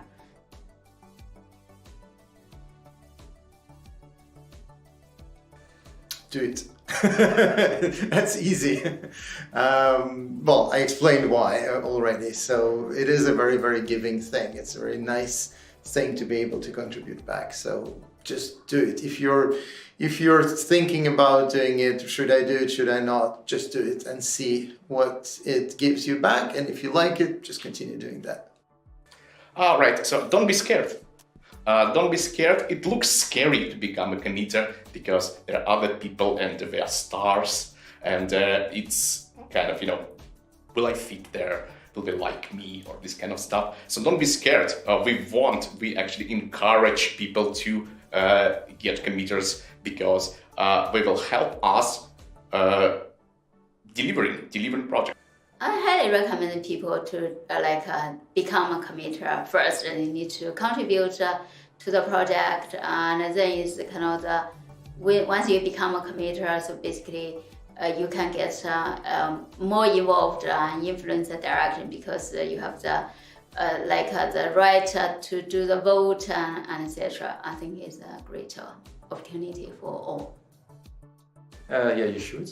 Like I said, it helps you grow as a developer, as a person, because there's more to it than just providing code. You meet people, your network grows, your understanding grows.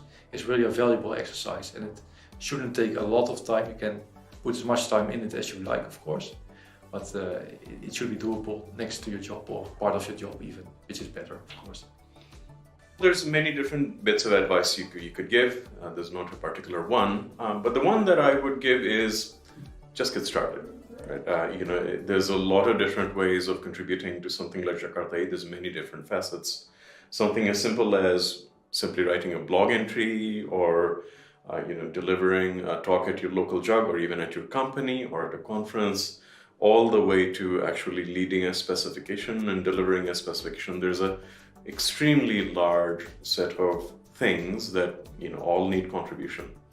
So I think as a committer, my general advice would be, if you're interested in this technology, and I hope many developers out there are, you can basically get started wherever it is that's convenient, and then learn your way. There's a large ecosystem of different things going on, and then eventually you will find your place. And there's a lot of people that will help you contribute and help you find precisely what is that place and what is it that you would really like to contribute.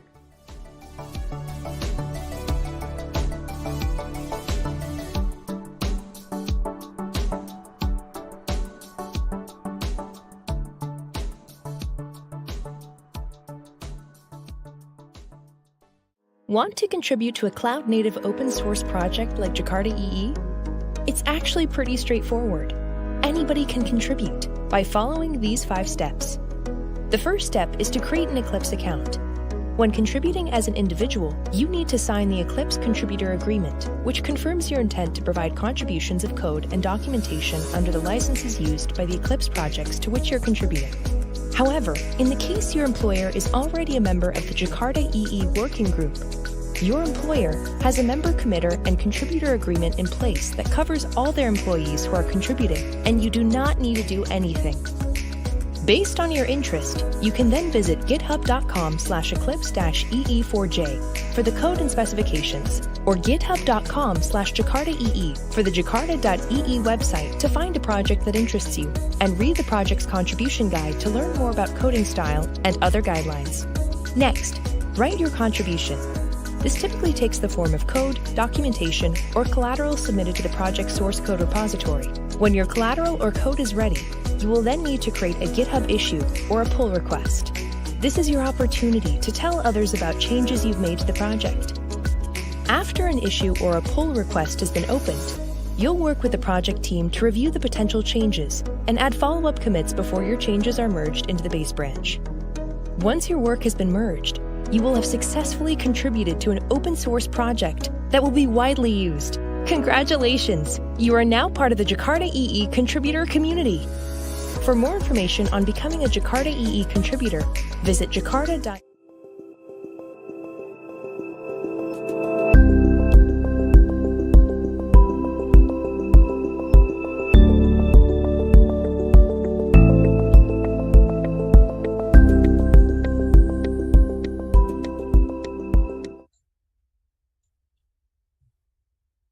All right. Hello, everyone. This is Bozlur. Welcome to my session. I'm going to speak about the Jakarta Startup, the new initiative under the Eclipse Foundation for Jakarta EE. All right, so let's, it will be interesting. I have prepared a couple of demo for you. So something can go wrong in the demo. I mean, it can be right, but I'll try my best to show you what we have been doing on this Jakarta Starter. So moving on, let's go ahead with the agenda first. All right, so I'll introduce a bit of Jakarta EE. I mean, obviously this is a conference of Jakarta EE, so I'm sure everyone already know about it, but I'll just touch a little bit. All right, and then I'll introduce the Eclipse starter for Jakarta EE. That's we are going to demo and show you, and how we're gonna use them and how to build the application and run application on top of that. So those are the things.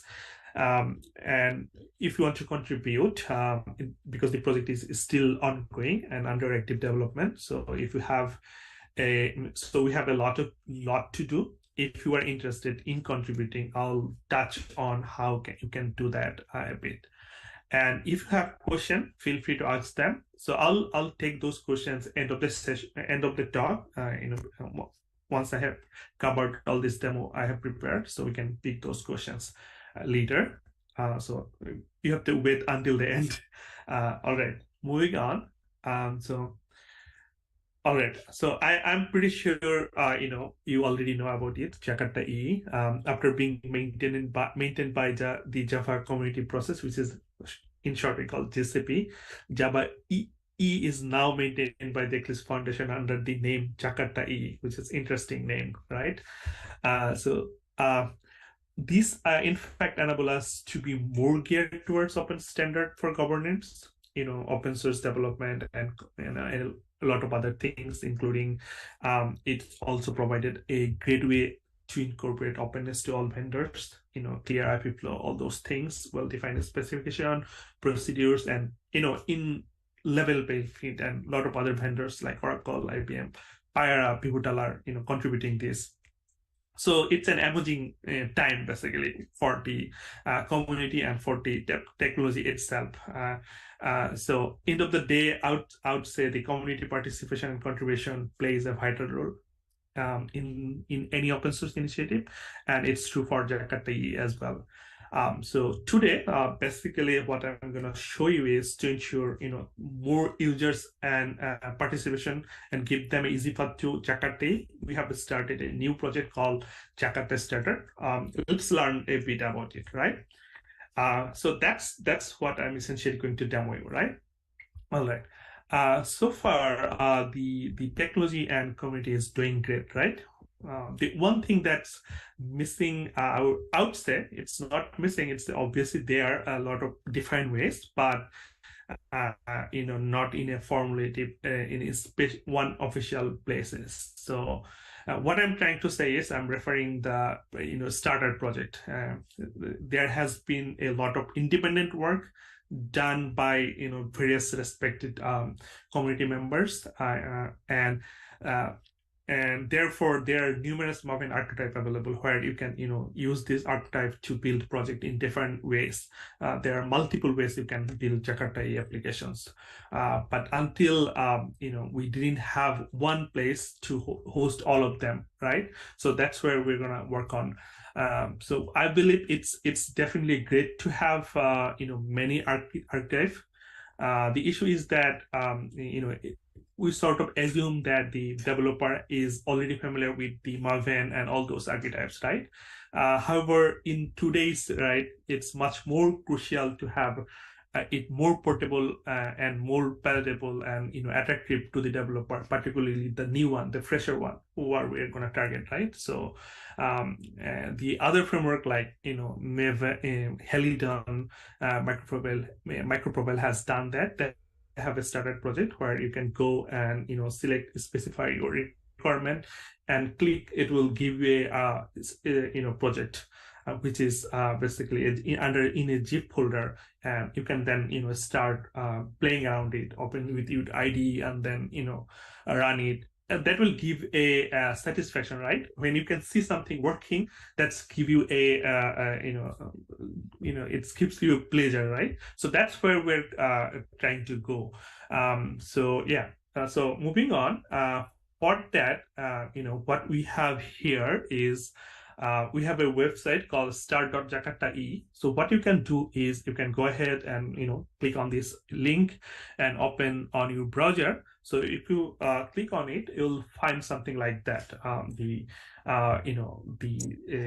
page. It's quite static page. It's still, because we are still working on it. We are making progress. We have we have a lot of work in planned. So I'm going to show you one by one what we're doing over there and how can you can build an applications quickly. So using this page currently, you can select your Jakarta version, profiles, and you can provide your information, for example, group ID, artifact, and version. What it will give you it's a static site right now, but it's going to be dynamic soon. So you can copy this text and click on this and put on your terminal. Basically, that's the idea. And you'll put on terminal. It will give you an archetype. It will give you a project idea. Project folder, and in this folder you will have everything you needed to start with, right? So it takes like under a minute, you can do all of those things, right? So I have done this, and I do have a project that I built exactly using all of these things, and the project is here. It has everything, right? It has POM file, it has structure, it has all the necessary stuff to start and see something on the screen. So yeah, so it takes a lot, way less to start with something, right? So it has a record, which is basically we can use record, right? Java 17, I guess. Java 7, from the Java 17, we can use all those interesting fancy stuff in Java. Record definitely is one of them. And we have a REST endpoint over here. It doesn't do anything. It just, if we press hello, it just return a JSON response, right? And then from that we can build whatever we want to build. We can add more resources, more REST endpoints. We can add database. We can add whatever necessary. But you need a starting point, right? So that's what it is. It's give you a structure where you can start building your things. So if you want to run it, you can definitely run through a command line, but also you can use use your favorite runtime to run it, right? I have added the JBoss Wildfly over here. So it's just easy. You can just click over here from IDEA. I'm sure similar things are available in Eclipse as well. So you can go ahead and do edit configuration, right? And then you can select your favorite runtime, right? So that way, and then if you click on it, you'll see it start immediately. I mean, it doesn't take a lot of time. So that's an interesting aspect, interesting things. So once you are done that, so let me see if I can, show you some output on this screen. So what we're gonna do is let me bring my browser over here. So if I click over here, hello, I'll see it's returned a text, right? It's in JSON format. I'm not sure if you can see it, but I can increase the font of it, and then you can see it. So that's interesting, right? So we can see something on this screen. So that's a great starting point. So that's essentially we're trying to do with this initiatives. So it's a starting point, but we are going to go deep. We'll have more things in the coming slides. So, all right, so moving ahead, let's see, we want to, like I have just showed you the demo, so this slides is not necessarily important. All right, so next demo that I have prepared, which is, it's a bit, rich compared to the earlier one. It was simple, it just had a one REST endpoint, right? What if we want to do more things? For example, we want to bring database, right? We want to multiple REST endpoint, we can have create, delete, update, all those functionalities, right? So we need those kind of structure. So there is a way. Let me go ahead to the next slide. So I'll copy this link over here. So if I can, let's see if I can open it. So that's the link. So that's it. That's where we're essentially working on with this initiative, which is Jakarta Starter. It's in a GitHub repository, right? You can definitely go ahead and read all those documentations, code base, whatever way you want. So you can see we have a few Marvin archive available already. You can copy one of them and build a project, right? So in the end, we'll all to move them in a starter UI project, right? From the UI, you can do all of them, but we are moving there gradually, right? So we have a couple of runtime available right now. For example, ClassPace, DOM EE, and we're continuously adding more. So if you want to, contribute, that would be, welcome. So what we are going to do is, I have copied one of them over here. For example, I copied this one, Tom E, and then this is the archetype that I copied over here, and I pasted on the terminal. And terminal is, so it will ask you some questions like what sort of configuration you want, group ID, artifact ID, Jakarta version. For example, this particular example, I provided 9. You could do 10 as well, right? So we have Jakarta 10 now available. So it's up to you, right? And you can provide the versions, all of those things. After having all this information, it will create a structure. So I have done all of these things already. And yeah, so it has given me a project. So that's the project so it's quite rich compared to the earlier one.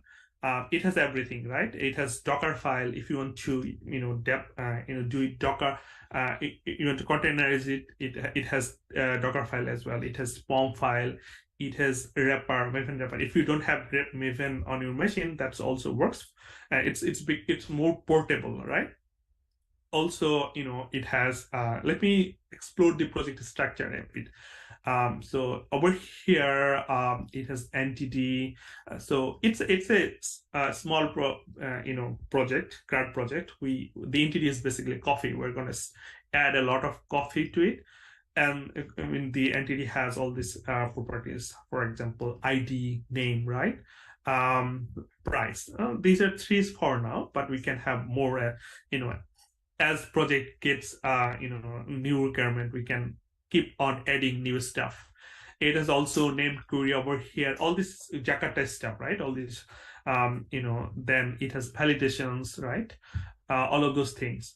And it has a repository over here, and you can, with this repository, you have all this method. You can write your new method over here, whatever way you want. You can enrich this as you go on. It has logger, right? It has few methods over here. And also it has REST endpoints over here. So we have 4 REST points over here.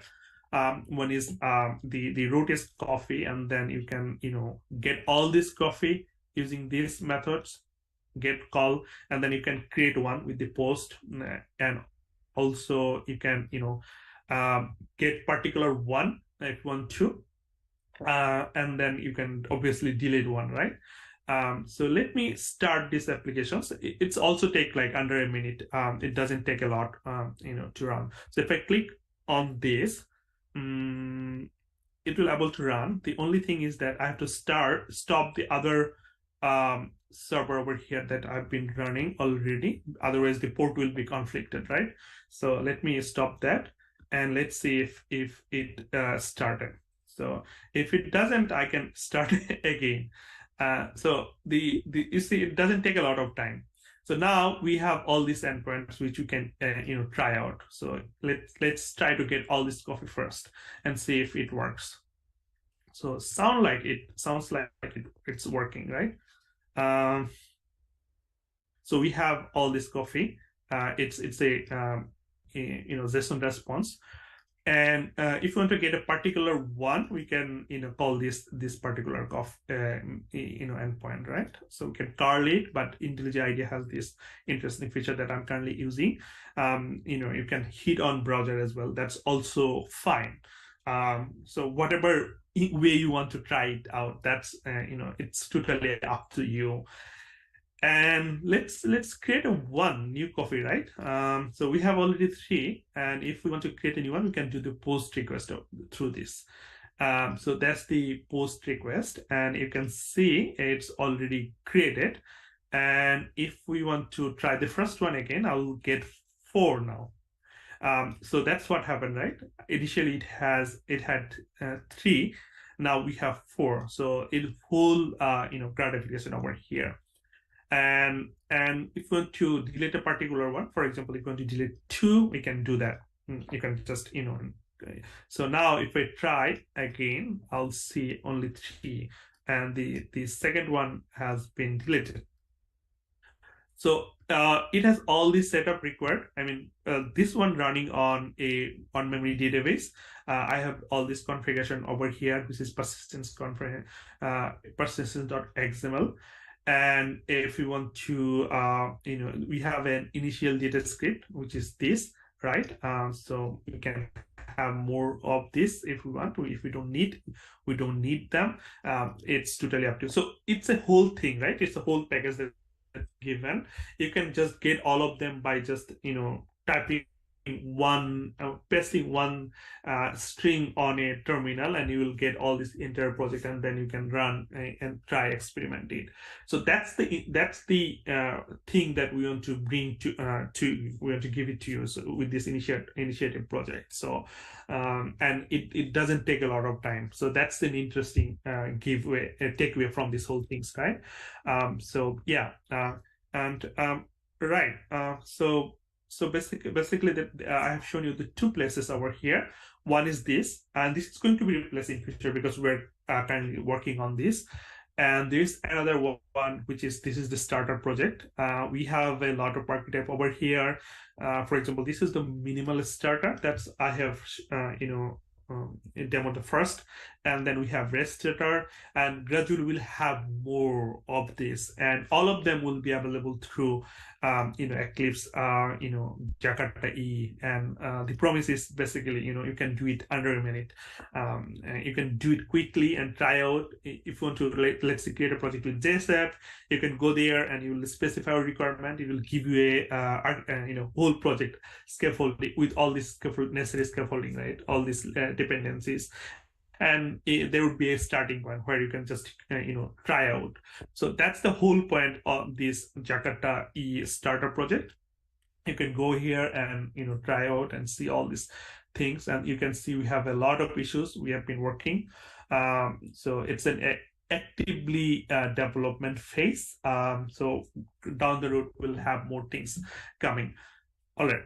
So let's go to the slides. and that's the demo, right? If you run this project and go this URL, you will see and hit the URL, you will get this page. So that's what it this project essentially. So if you run this and go to the localhost 808 slash Jakarta Cafe, because that's the name of the project, right? You can configure that whatever way you can. But it's totally up to you. So anyway, moving on over here. So that's the demo I wanted to show you, but this slide is not even required. So all right, moving on. Now that all the other project, other framework has a fancy, nice UI, right, where you can go and specify requirement and you can generate a zip folder. So far, what I have shown you was basically using command line. Who likes command line, right? I mean, especially if you are if you are a beginner developer, you will probably hate command line. I want to get a project in a zip folder, and then I can extract and immediately I want to work on it, and I want to see it, I want to open it on my favorite ID and quickly run it and see if it works even, right? So that's the idea, and that's why we have also working on a startup UI. That's the base. It's still under development. We have added all this text box, and if you fill all those things, and then if you click on generate button, you will be able to download the zip folder. So how would I show you that demo as well? All right, so to do that, what I have to do is I have to run this project again. So let me stop the current running project so that the port doesn't get conflicted. Okay, so what I'm gonna do is I'm gonna run it on again JBoss Wildfly server, UP server. So if I run it, I'll be able to show you the demo. So let me quickly open my browser again. Sorry. So that's the browser, and if I refresh this, see if it's working. Okay, so now I can specify my things over here: Jakarta 10, Jakarta 9.1. It will be more richer than this, obviously, as we're working on, and you can also give us feedback, and you can also help us using it, also contributing it down the road. And you can choose a platform over here, web profile, core profile, doesn't matter how you are going to choose. It's going to give you a zip folder, and then you can specify a name. So let's name it Jakarta starter demo, right? And then you can specify your version name, and if you click on generate button, so it will give you a zip folder. That's still working, right? We have all this. We just we'll work on it. We'll add more things and make it available for everyone to use it. But that's essentially we want. And the Jakarta starter zip demo folder, you can open it with any ID, your favorite ID, and then you can choose your runtime. Also, there will be option in future that you can choose runtime from this window, and you will be able to run it on your terminal. So those are things that we are still working on, but down the road we'll have it. So I'm really looking forward to with this project. I'm actively involved in this project, and a lot of other respected Jakarta community members, leaders are involved with this project. So I'm excited. I'm super excited, and down the road we'll see a lot of interesting stuff. So yeah, so that's the 3 demo I had for you. Moving on. The questions gets to be I've been telling you I have, in fact, in this presentation I have already said it several times that if you want to get involved, you can get involved, right? You want to contribute, you can contribute. It would be awesome, right? It's a community work, and everyone going to get involved, everyone going to contribute. It's going to be an awesome result. So how you're going to start with that? Well, you can start with joining the mailing list, where we have all this discussion going on, and You can digest all those information, get used to with the initiative, right? Yeah, that's the first starting point. And if you have any feedback, you can definitely share your thoughts in this mailing list. That would be an awesome thing. Anyway, so how we're going to start? You can start with this link where you can start. Let me show you over here. I have opened this link over here.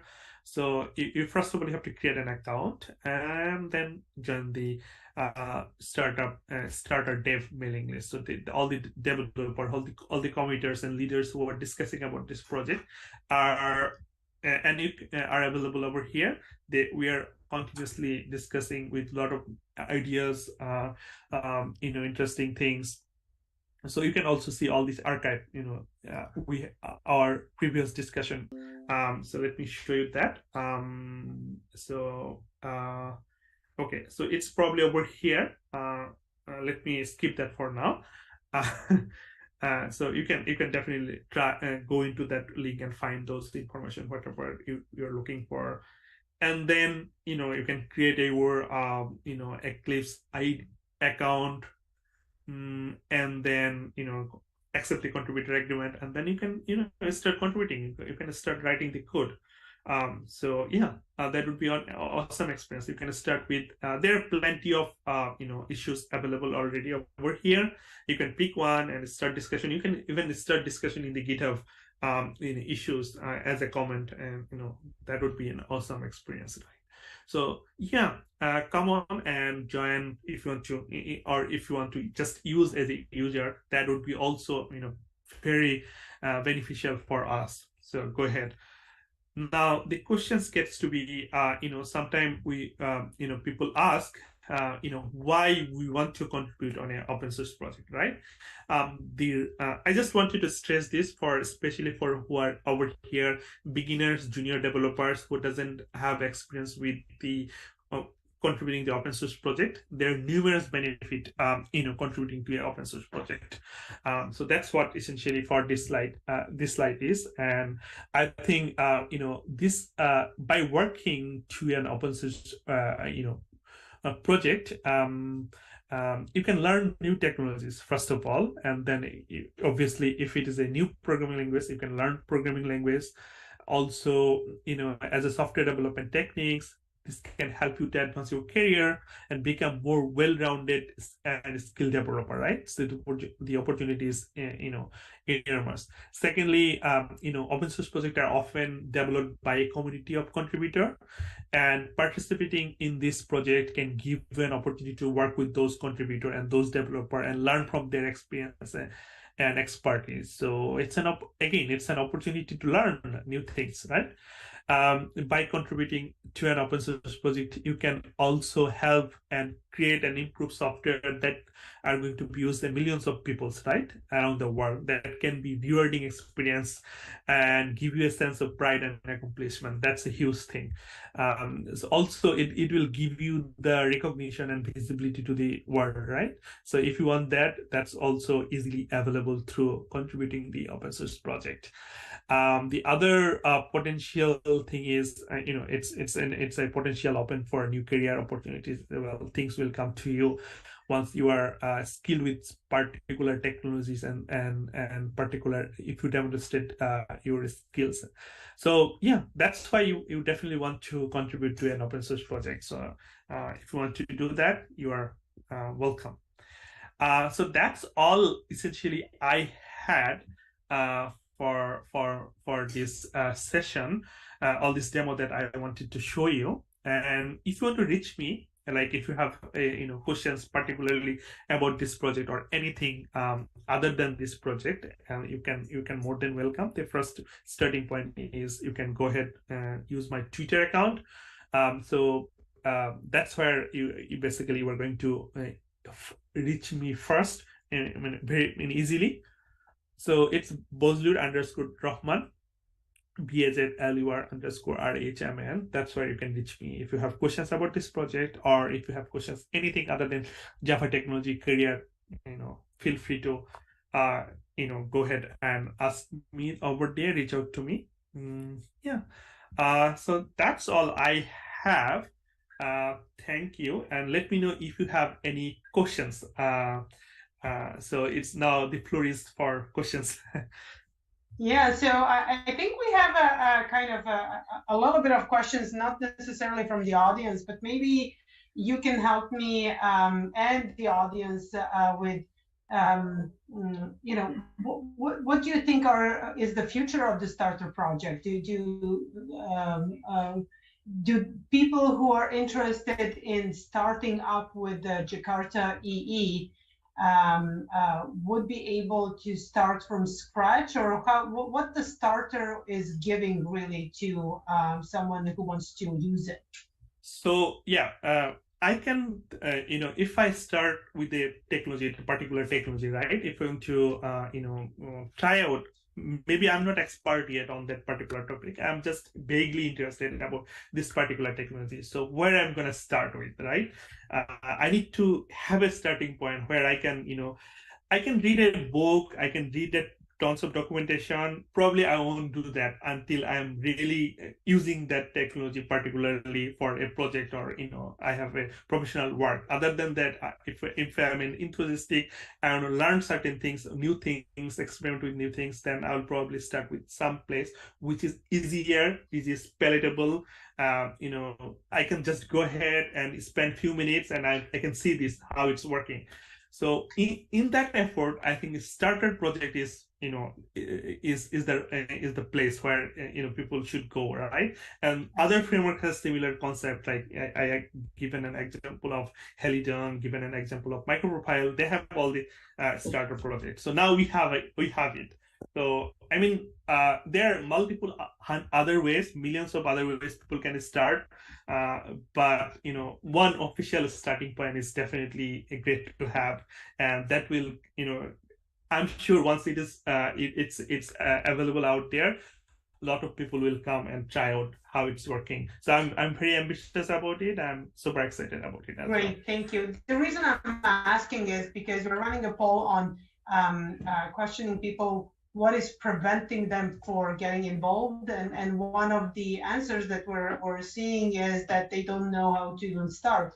So I want to draw their attention to this particular project and get them going that way. So another little more conversational type of question. So what do you see happening next in the starter project? So we have, you know, we have a lot of discussion going on in this starter project, in the mailing list. If you notice, we have a lot of ideas.